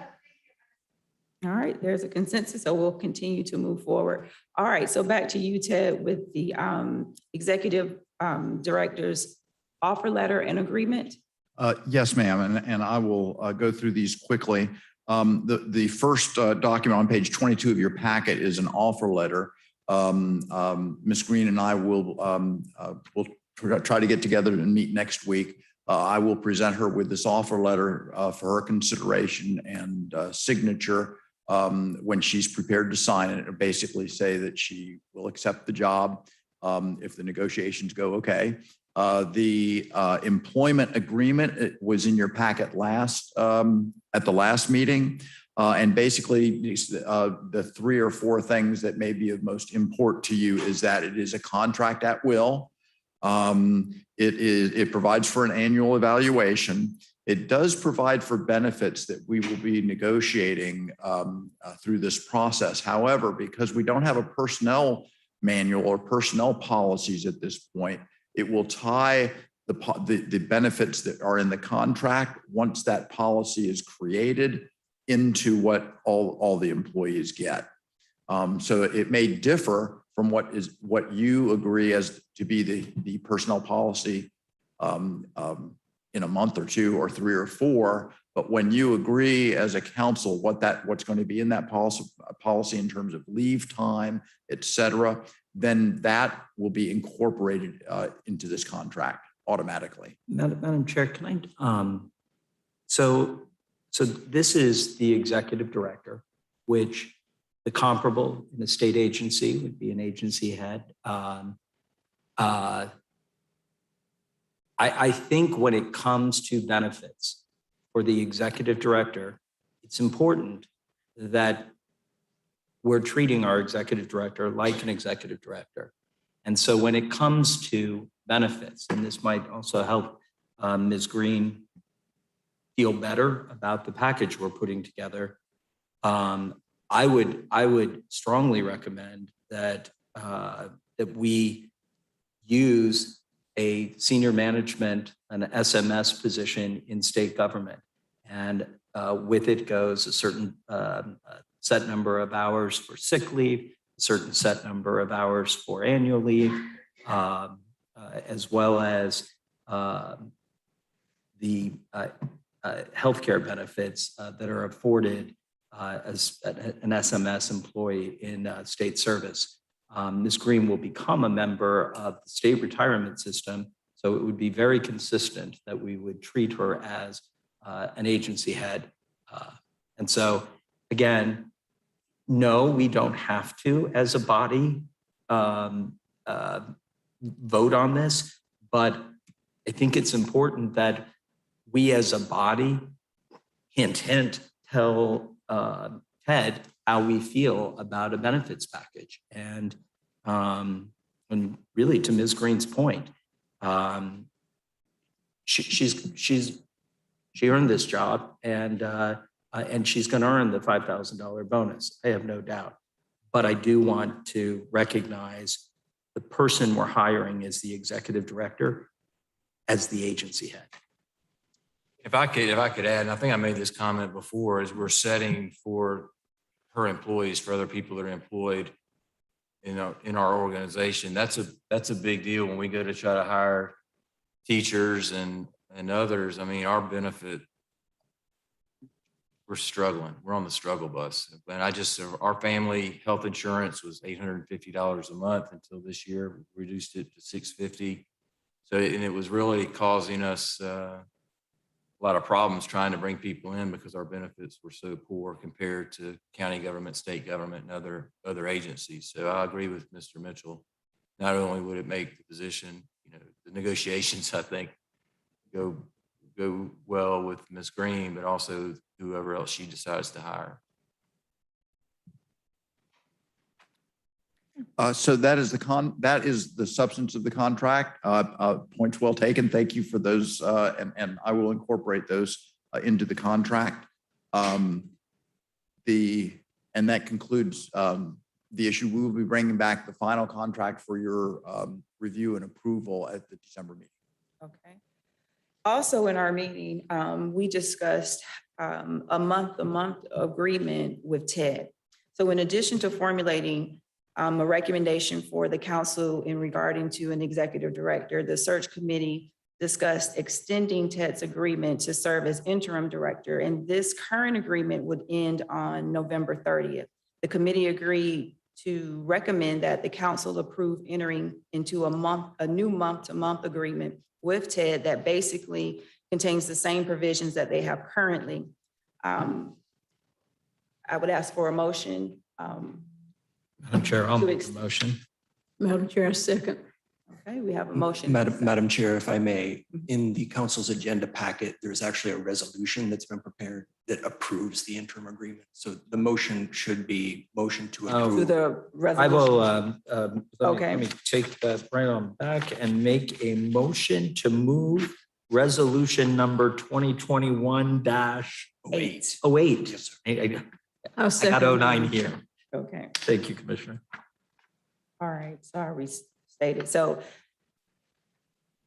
there's a motion and a second to approve the resolution 2021-08 with Ted Granger to continue working as the interim administrator for a month-to-month basis beginning December 1, 2021 until it's non-renewed by the council or Mr. Granger.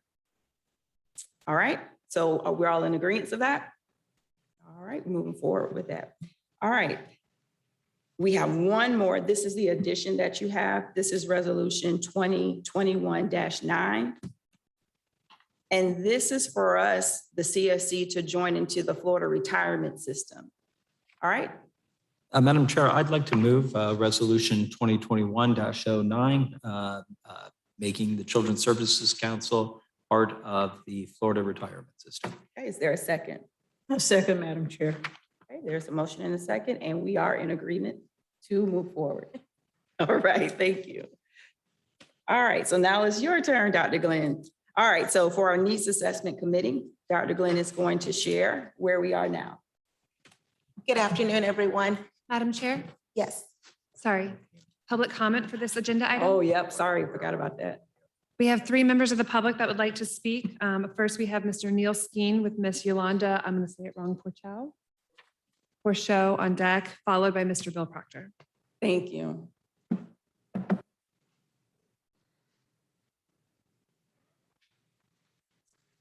You've had a long day. I'm not going to make the comments that I expected. I just want to tell all of you that it was a tremendous personal privilege to serve on the last phase of the Needs Assessment Committee with Commissioner Cummings and the wonderful leadership of Dr. Glenn. I think I was sitting here listening to that exchange earlier in the workshop, and I wanted to just sort of give her a virtual high five for the work of that group. So I thank you for that. The rest of my comments, I'll just leave this for the next episode. So this is a cliffhanger. Thank you. Thank you. Thank you very much. Hello, everybody. Do I need to tell my address? Okay, so my name is Yolanda Porchot. I live at 421 East Jennings Street, Tallahassee, Florida, 32301. I'm here as a concerned citizen. I wanted to address the committee about the school to prison pipeline.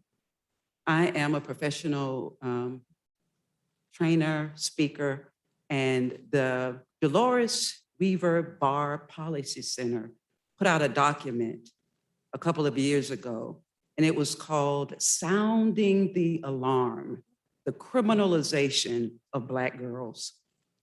And it was so staggeringly horrible for me to read that I have made it my personal mission to educate people about the push in this state. I hope you'll get the document, first of all, especially Black, brown, and children with disabilities into the criminal justice system.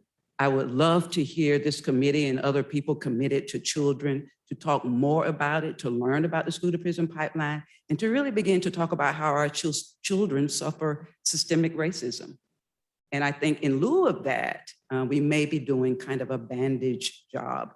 And so I really just want to do everything I can to keep saying the school to prison pipeline. Thank you. Excuse me, can I just ask the name of the document? First of all, it was by the Dolores Bar Weaver Policy Center here in the state of Florida. And the article was called Sounding the Alarm, the Criminalization of Black Girls. Holly, thank you. All right. Thank you. Thank you, Council. The 32304 study has a lot of data. About prior to Bond Community Center adopting the Women and Children's Health Unit, studies were conducted by the county. I think you'll find jewels of information as well as relevant soft categories of a group out of Houston or some part of South Texas. Vince Long would have that information. It's information that has never been referenced except for the county's assessing the establishment of women and children's health at Bond Community Center. Off of those 2 points, hope they're not overlooked. Thank you. So thank you. Good afternoon, everyone. So thank you all for the public comments that were made just now. And I would like to give a brief report on the needs assessment. Given the late time, I will be as efficient as I possibly can. I would like to draw your attention to, I think it's supposed to be page 49, but I think it's actually page 40 in your packages. So during our last meeting, we did talk about what would the role of the needs assessment committee be, especially during the course of the actual completion of the needs assessment. And at that time, we weren't quite sure what the role of this committee would be. So our staff really took an opportunity to sit down and really map out some of the responsibilities. So I just wanted to make sure all of you were aware of what the responsibility of the needs assessment committee will be. And then also to inform the needs assessment committee of what it is that we're going to be asking you all to engage with over the next several months. One thing that I really want to focus on is the fact that this council will really be involved in every single aspect of the needs assessment. So there will be some specific responsibilities of the committee, but everything that this committee does will come back to the council. So I just want to make sure that's extremely clear and everybody's aware that your insights, your input will be involved.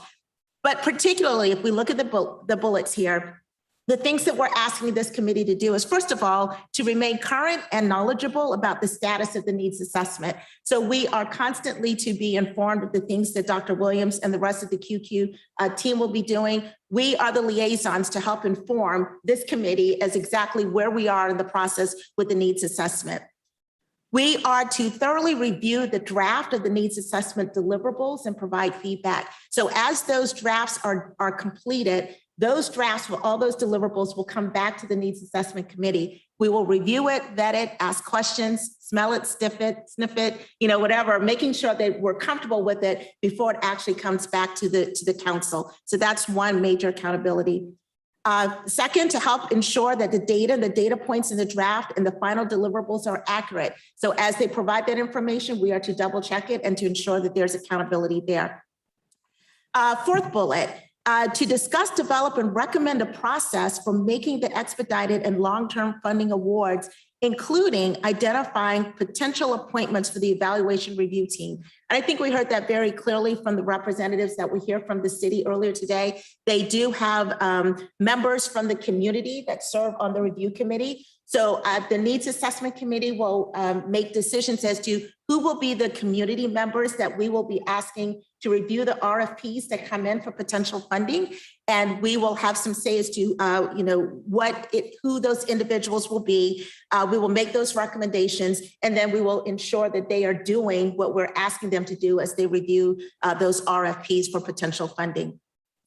Our needs assessment committee will also review evaluations for funding from that review panel, and to then bring those recommendations forward to the council. So the council makes the final decision, but we will get the information from the review committee and then decide what we want to make sure we bring forward to the council. And then last but not least, this is the scariest bullet that's on here: perform other responsibilities as needed.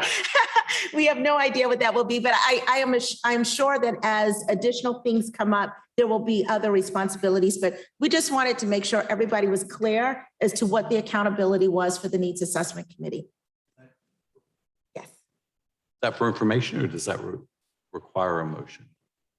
Oh, I don't think it's required. No, it does not require a motion. It's for informational purposes. Right. Yeah, thank you. Thank you. Now with that, Holly, I guess I have the clicker, so I can do this. So I'm going to be brief, but I do want to give you all an update as to where we are right now with the needs assessment report. You all had an opportunity to really have a good session with Dr. Williams and her team. But I wanted to remind everybody, these are the deliverables that were outlined in the contract, and you all have seen these deliverables before. We talked about them. We showed them during the last call, or the last meeting. One thing that I just want to remind everybody, that the deliverables are consistently due before our council meetings, and that was very intentional, so that when we are making decisions based on the information we get from QQ, those are informed decisions based on data and report that they give us. So that was one thing that we definitely wanted to make sure that everybody was aware of. Now, we're clear on what these deliverables are and when they need to be delivered to us, but there are so many things. I can get this to work. There we go. That's going to be happening in the background. And I wanted you to be aware of these we call these work plan products, but I consider these activities. These are activities that will be happening throughout the course of this body of work that help inform the information that goes into the deliverables. We have to have these activities to be able to achieve the deliverables.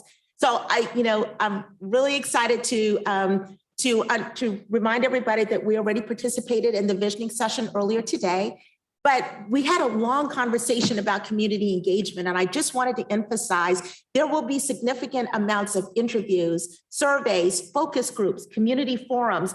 A lot of that feedback that we get truly informs the information that they will be providing to us. So I wanted you all to be aware that Sandra is not going to go in a corner and draft this information, in a dark room, but all of this information will be informed by, really strong amounts or large amounts of community engagement. And then there will be a significant amount of secondary data analysis that helps to inform those deliverables. So, other than just the deliverables, these are the things that are making those deliverables happen. Now, we do want to talk about our strategic partners. And I think it's very important that we understand that we can't do this in isolation. We need information from the community, from the partners that we have here. We expect that these partners will share their data with us. We expect that they would give us information about providers and families. We expect that they would give us information about equity and appropriate representation in everything that we do. And then definitely help to make sure that there is strategic alignment in the outcomes and things that we want to accomplish. These are just some of the partners that we've already identified. This is definitely not an all-inclusive list. We wanted you to be aware that we are definitely seeking partners. And I think Holly mentioned that earlier today. We are already in conversations with these partners. And I know QQ has already met with the top 3 organizations that are on here.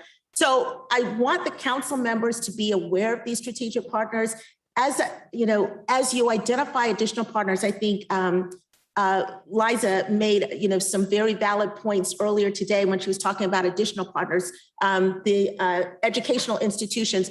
As you all think additional partners need to be identified, please bring that forward. And we want to make sure we hear the voice of the community and we get the expertise from the community. So this is the beginning list, and additional partners will be added as we go through. So we just wanted to make sure you all were aware of that. Can we send that information to Holly and Ted or directly to the committee? Please send it to Holly and send it to Ted. I appreciate that. Thank you. Okay, another area, and I am going fast because I have one eye on the clock. My husband's already texting me like, what's for dinner? So I'm trying to make sure we can get through this. Tell him, I don't know, get busy cooking. Yeah, he's definitely texting me like, are you bringing dinner? What's going on? Okay, so I just reminding everybody about these priority areas. Everybody's very much aware of these. These are clearly stated. We want to make sure that we are also looking for partners that can provide us information specific to the priority areas. So we do have our other community partners, but we need expertise that are focused on these particular areas. So what the team has been doing is working to find, and I call them, come on, clicker, help me out, Holly, there we go. I call them SMEs, subject matter experts, that are related to each of the priority areas. So we already have our community partners, and then we're looking at each priority area and trying to identify organizations that have specific expertise in each of the priority areas that we can partner with. And Holly and her team, they've already started making contact with these organizations. They have already started introducing them to Q&Q, or QQ, I'm so sorry, for QQ research, so that they are able to form alliances with these organizations and be able to get the information that we need to really inform them exactly what's happening in each one of these areas. So I'm going to click through these fairly quickly. These are the subject matter experts that we have identified to date with children, healthy children, youth, and families. Let me just go back one more time and give you all an opportunity to see a list. Is there a battery in here?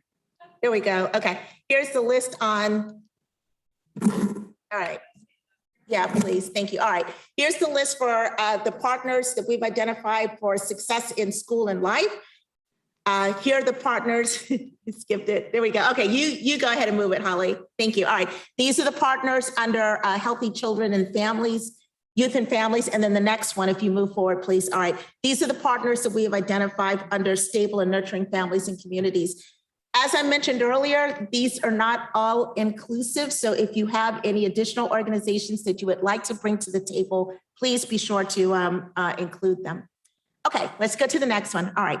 Now, we definitely want to make sure, especially as we're doing this work specific to the needs assessment, we are reaching specific populations and we're reaching specific neighborhoods and making sure that we are in contact and communication with these different populations.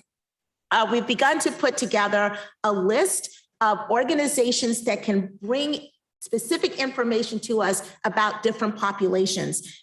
We want to make sure that we are not just targeting individual communities, but the entire, all four corners of Leon County. So we're looking for organizations across the county, across Leon County that could really help inform and provide information for us. We want diversity in how we engage with people. We're looking for diverse organizations to partner with. And we're also looking for people with diverse thought processes. Just they may think differently or they may have different approaches to things. So I think it's very important that we have an all-inclusive approach. So we wanted to make sure that you all were aware that we were trying to connect with specific populations. And these were the different organizations that have been identified that will help us partner with those different populations, different communities, different neighborhoods within Leon County. Wait, go back. What is capital T? It is an organization that works with LGBTQ. I actually should say TLG. Yeah, I'm going to get that wrong. So, right, it's the LGBTQ plus populations. Okay. And Level Up Football? Sure. Level Up Football was identified as an organization that is working primarily with, well, it's a a for-profit company that is providing space. You might have seen it written about in the Tallahassee Democrat, working with migrant families and the Hispanic population here in Leon County. That was actually referenced by Dr. Rivera earlier when she talked about midnight football or soccer, as it's known in our community. Okay. And again, these are just some of the organizations that we've already started to identify for some of the special populations that we desire to work with to represent the entire community. Okay. I'm so concerned because I think we only have 9 minutes remaining of this meeting, but I just briefly want to review with you all, please advance. The work plan timeline. This is definitely not a complete comprehensive picture of the work plan, but what we wanted you to be aware of, I think the major takeaway of these slides is that for everything that's being done, it informs the next body of work. So we just want to make sure that as they are completing the comprehensive plan, that then we go from that plan to develop the key measures. Are you trying to say something, Mark? No. Oh, okay. I thought you were clicking your button. So the major message, and I can't go through all of my notes here, but this was really well thought out as we were mapping out the work plan. And for everything that we are asking for the deliverables from QQ, that is being informed by the deliverables prior to that. And they build on each other so that we have a comprehensive story and we have the information and the data that's needed to be able to give us a full picture. So I'm going to go ahead and skip through all of those because I don't think we're going to have time to go through all of those. Yeah, I really like this slide and the next one. If you don't print out anything, I did print this out and I have this on the wall in my office, but it just gives you an idea of what's happening when. So you can know what to expect. For the first few months, we're going to be looking at data aggregation. We're going to be trying to pull all of the data from all of the different multiple resources that we're partnering with. And then in the latter parts, if you go on to the next slide, what we're really going to be doing here is being in action and really focusing on the quality assurance of the information that we've gotten and really helping to inform the needs assessment. So, this just shows chronologically what the work plan is about, how it builds on one another and how we plan to be and execute those. Yes, Mark. Yes, this is all really meaty information, important for all of us. And I know you're going to do it very quickly. I was just going to ask Mr. Granger and Ms. McPhail if we could share that slide deck with all the members of the council. I think it'd be important for us to take a chance to really digest it. Please do. Thank you. Because I know I ran through that. But if you don't print out anything else, please print out those last few slides just to make sure that you're very much aware of what's happening when and be ready for conversations, be ready to ask questions about those particular parts of the work plan. Okay, I'm done, Madam Chair. All righty. So now we need a motion and a second to approve QQ Research Consultants Needs Assessment Work Plan. So moved. Second. Who's second? Who's second? I did. I'm sorry. All right, thank you. All right, and those in favor say aye. Aye. All right.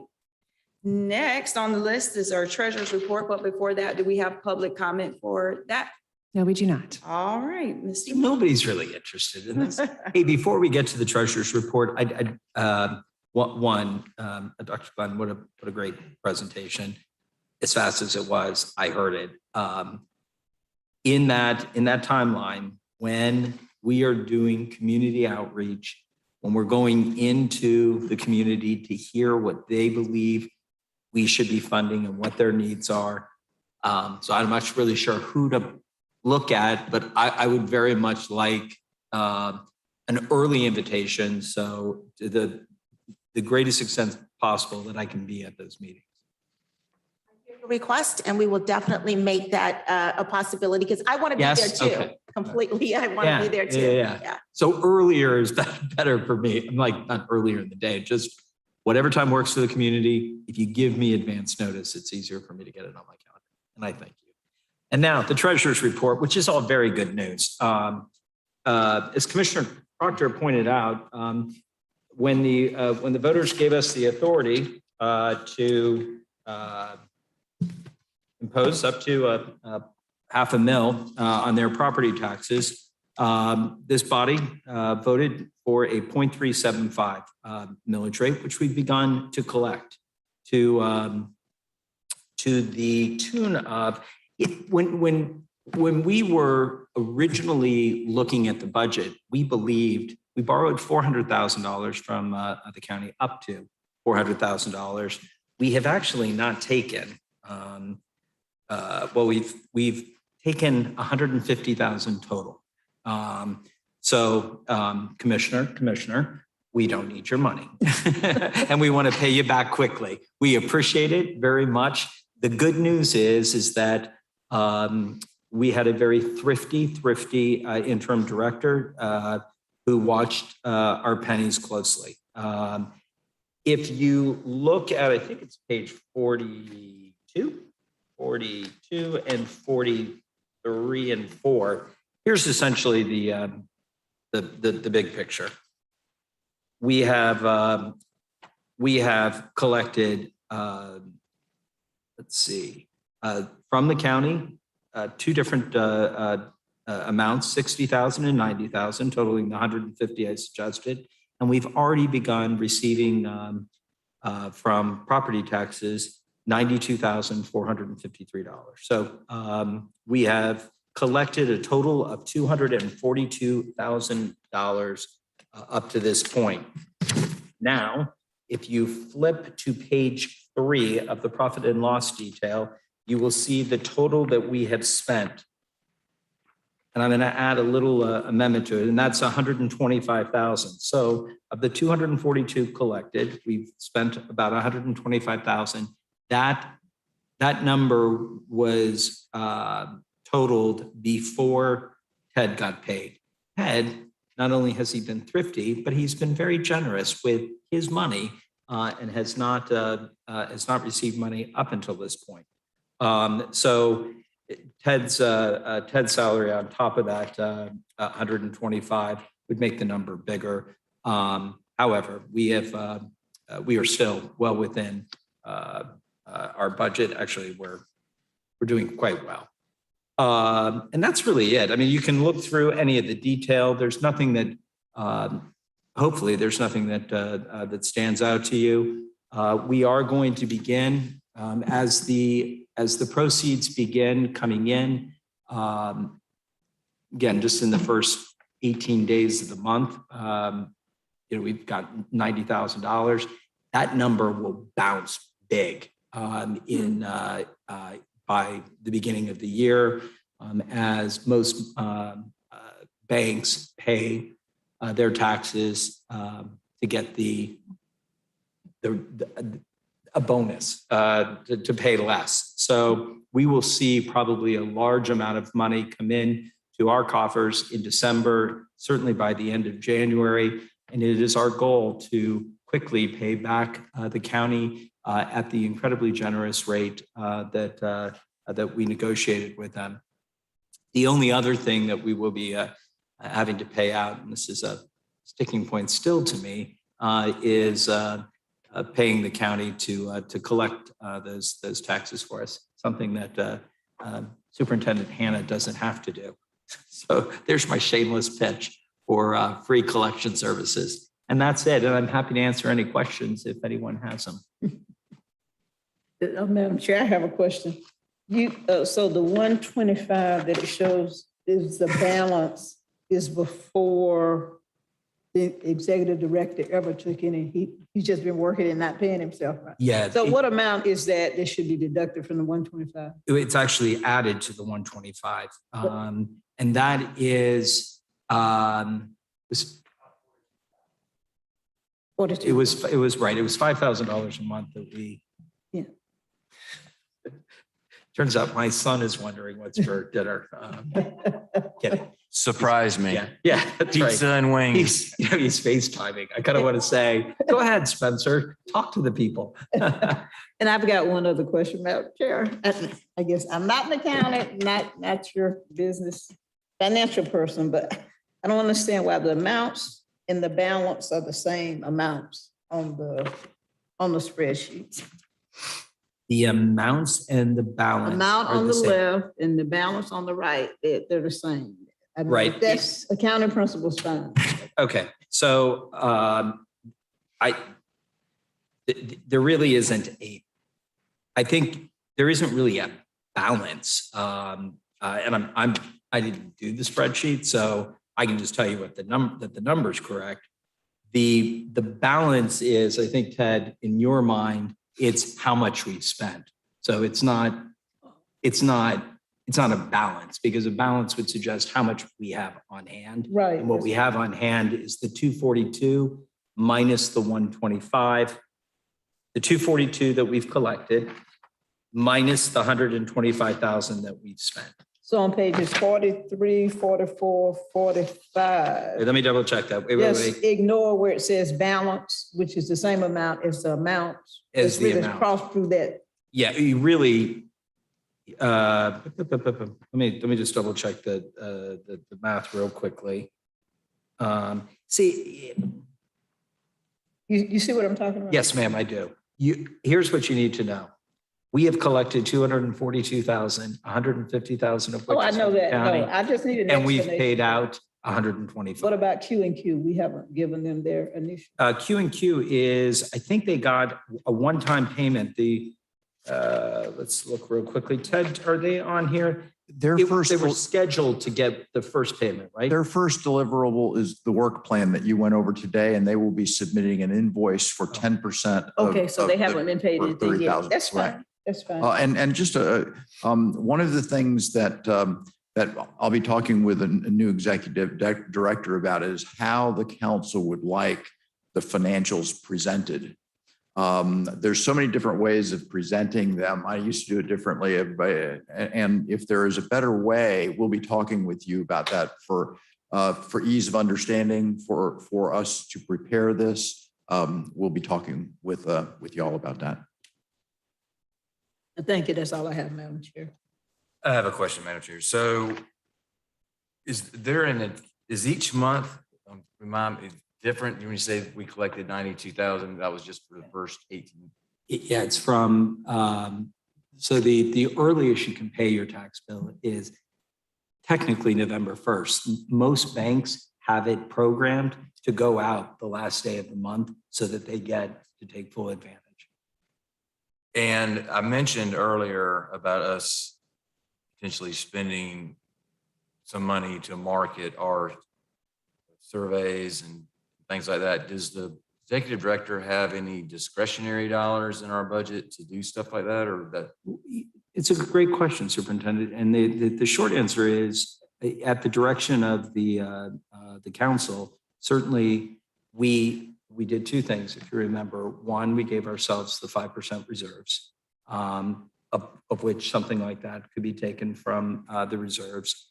Additionally, we were very conservative, especially in this first year, with all of the numbers we budgeted. So once the money starts coming in, we basically know how much money we're going to get.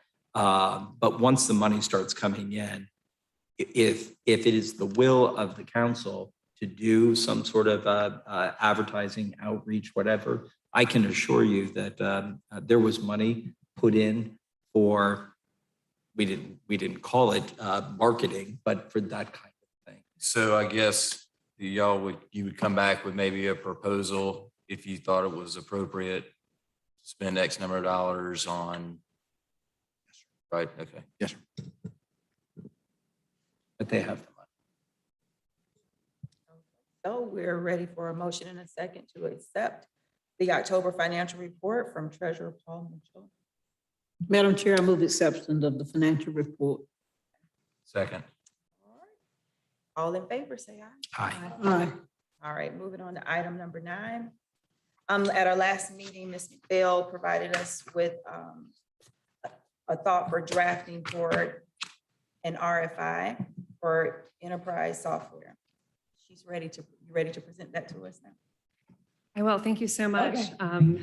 And I'm going to attempt to keep this brief and be super clear that the intention of today is to provide this to you for informational purposes only. We are not seeking a motion to approve this. This is for you just to review and to address some of the very specific questions that were brought up during our last conversation around this.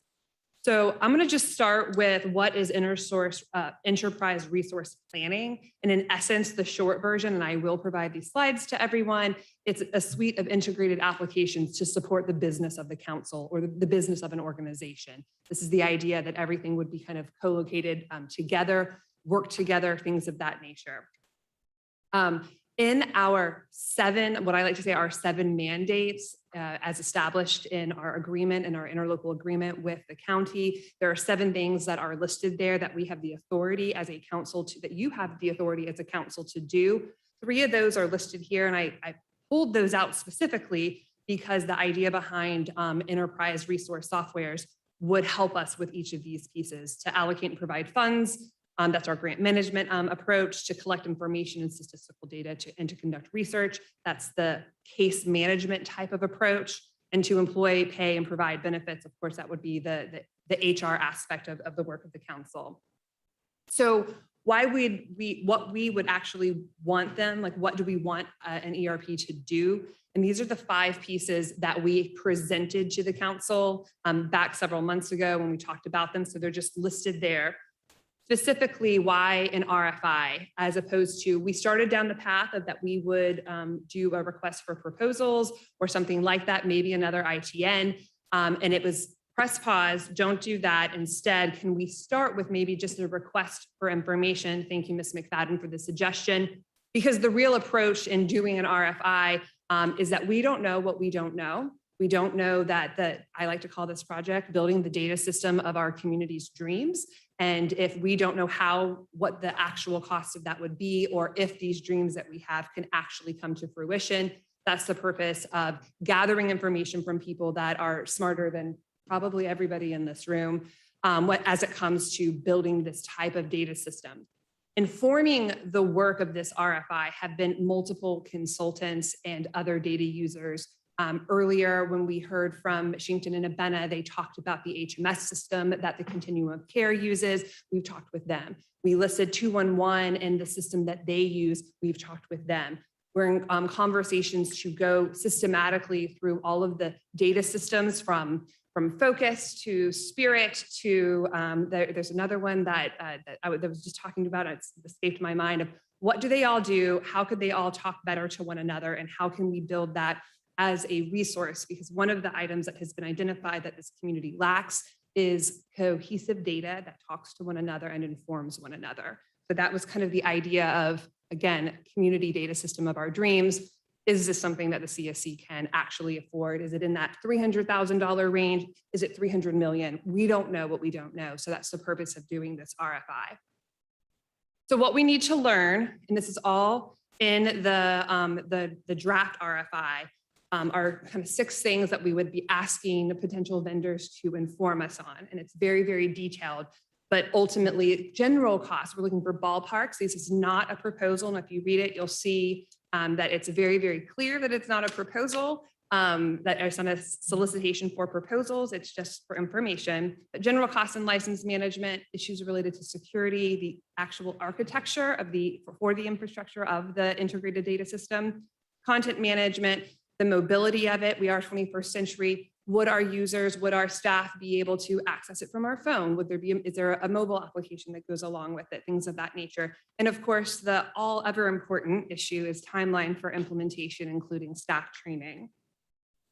So in terms of the RFI of what we're proposing at this point is we've been engaged doing the research, the consultations, and building the draft RFI that we would use the next 4 weeks for you to review, for you to send recommendations to us for other potential individuals who might respond to an RFI that could inform what goes into it. Again, you don't have to, because it's not a request for proposals, I'm going to call it the cone of silence, but it's not technically the cone of silence. It doesn't necessarily apply in the same way that it would for an ITN or an RFP in terms of who responds. I'm saying that very loosely with a grain of salt, and I'm looking at the attorney to make sure I'm not misspeaking. The idea is in December, we would bring it back to you with all of that input for a final product for you to approve, and then we would publish throughout for about 6 weeks so that it would generate lots of response, given that it would go over the holiday season.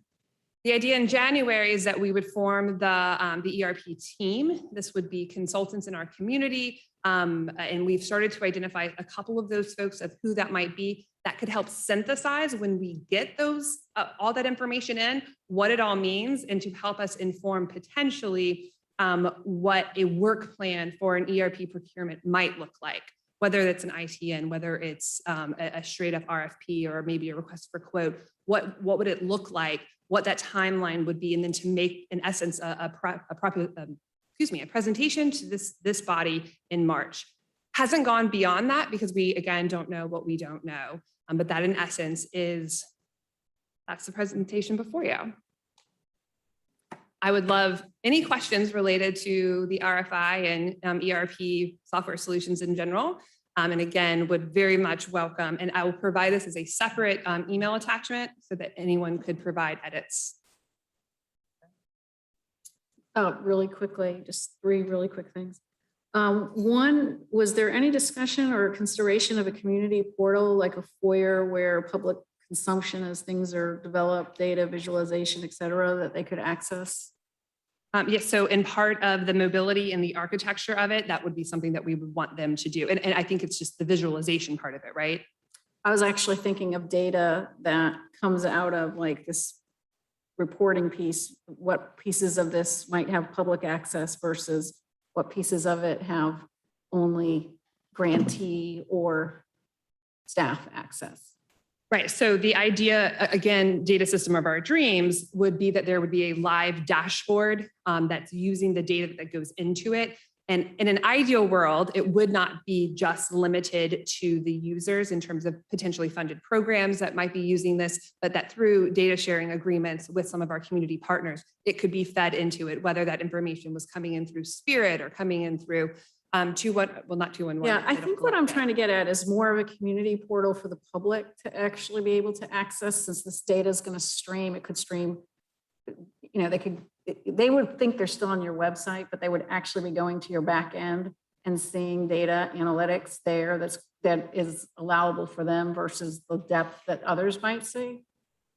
And then second, so most of the successful CSCs do quite a bit of fundraising and development, bringing in federal dollars, et cetera. I didn't see any request for development, which to me would be, you know, potentially another piece here so that you have all your data on your donors and how much they gave and blah, blah, blah. And then finally, and maybe this is the dashboard piece on the reporting on the decision report.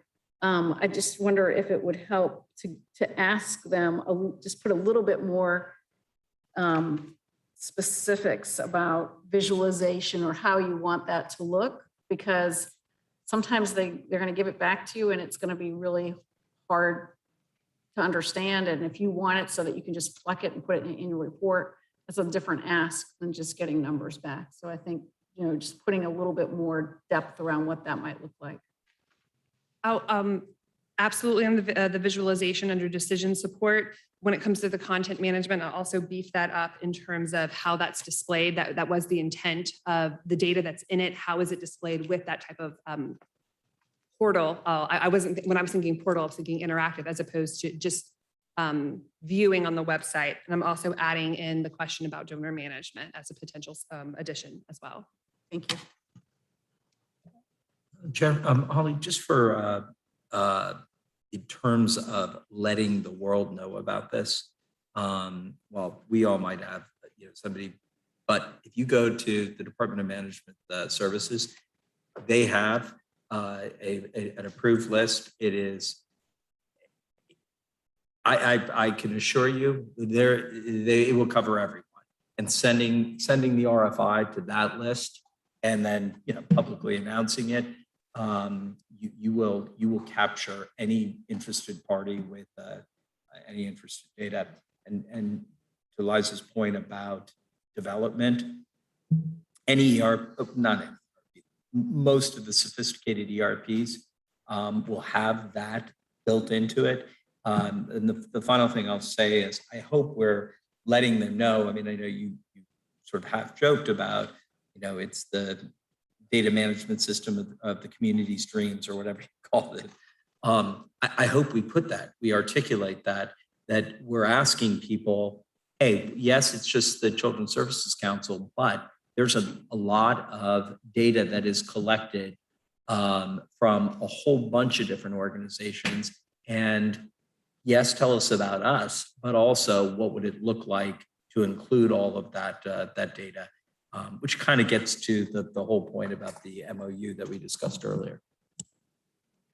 One piece I'll just point to on page 49 talks about desires to acquire and implement as much as possible some off-the-shelf solutions that are hosted, really probably cloud-based, moving our technology, but that allows for full integration and the ability to scale as the organization evolves. That full integration is integral to the point that you're driving home, Mr. Mitchell.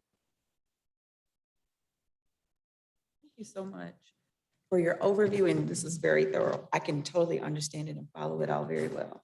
Thank you. All right, so finally we're at number 10. And our next meeting is scheduled for Thursday, December 6th from 2 to 5 at Tallahassee Community College. Do we need to? December 16th, my bad. Thank you. 16th, sorry. December 16th. No. And it's actually at TCC. I just want to be very, very Tallahassee clear. Community At College. TCC. Mhm. And our March council meeting is scheduled on March 17th, which is right in the middle of spring break. And I plan on taking spring break off. What about you, Superintendent? Spring break, you're supposed to be working on spring break. No, Ms. not this Potter. time, not this time. So we are proposing that we move that date to March 24th, which is still on a Thursday. Is everyone in favor of that? Moving it from the 17th? Everybody's checking their calendar? Yes? I'm good. All right. All right, so our next meeting agenda, we have the following items. Enterprise software RFI, we'll move forward with that. The November financials, the update on the needs assessment, and we're adding the review of the MOU for the interlocal agreement with CHSP, correct? All right. I also have review and approval of the executive director contract and a budget item for marketing community engagement activities based on your conversation here today, Madam Chair. Thank you for the addition. All right, members, are there any further comments? If I may, I notice one thing, Daryl Jones sent me a text message congratulating Ms. Green, says she loves first and leads second. And he's very excited about her leadership.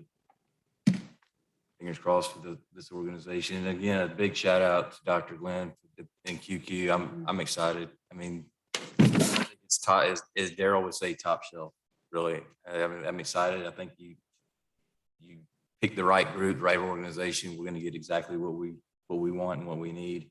And also to the executive director search, 166 candidates, one rose to the top, one rose, literally rose to the top. And thank you guys for giving of your time and energies to vet all of those candidates and to make this, because those are the two biggest things, the needs assessment and hiring the right person as the executive director. And we've come a long way, baby. So thank you. All right, any other comments? All right, so it is 5. Oh, yes, sir. Excuse me, Madam Vice Chair, the Sheriff's Department came up. So in the future, if we go beyond 5 o'clock, but they said nobody let them know. So therefore, everybody here, you have to go out on P3 in order to get out of the building because the building is locked up. So you can't go out on the first floor if you came in that way. So you have to go out on P3 and I have to call him and let him know that we're out so he can count the number of people, make sure everybody's out of the building. So on P3, thank you. Thank you so much. We want to be locked in. All right, meeting adjourned. Thank you. All right. Wow. I'm glad that's over. Get the little mock-up finished, because I don't want to wait. I'm almost finished. Yeah. That is. He's always. So like. I'll get you in. Okay. Like, let's collect it. Okay, I got it. And all I need is a problem. They're gonna- I'm just gonna say, here's your bet. You pick which one. I will send it to you tomorrow. Thank you very much. Thank you. Yeah. Before is you gotta have a quarter badge to get out. So you can go down there. P3. So I need to go P3. All the way to Cascade.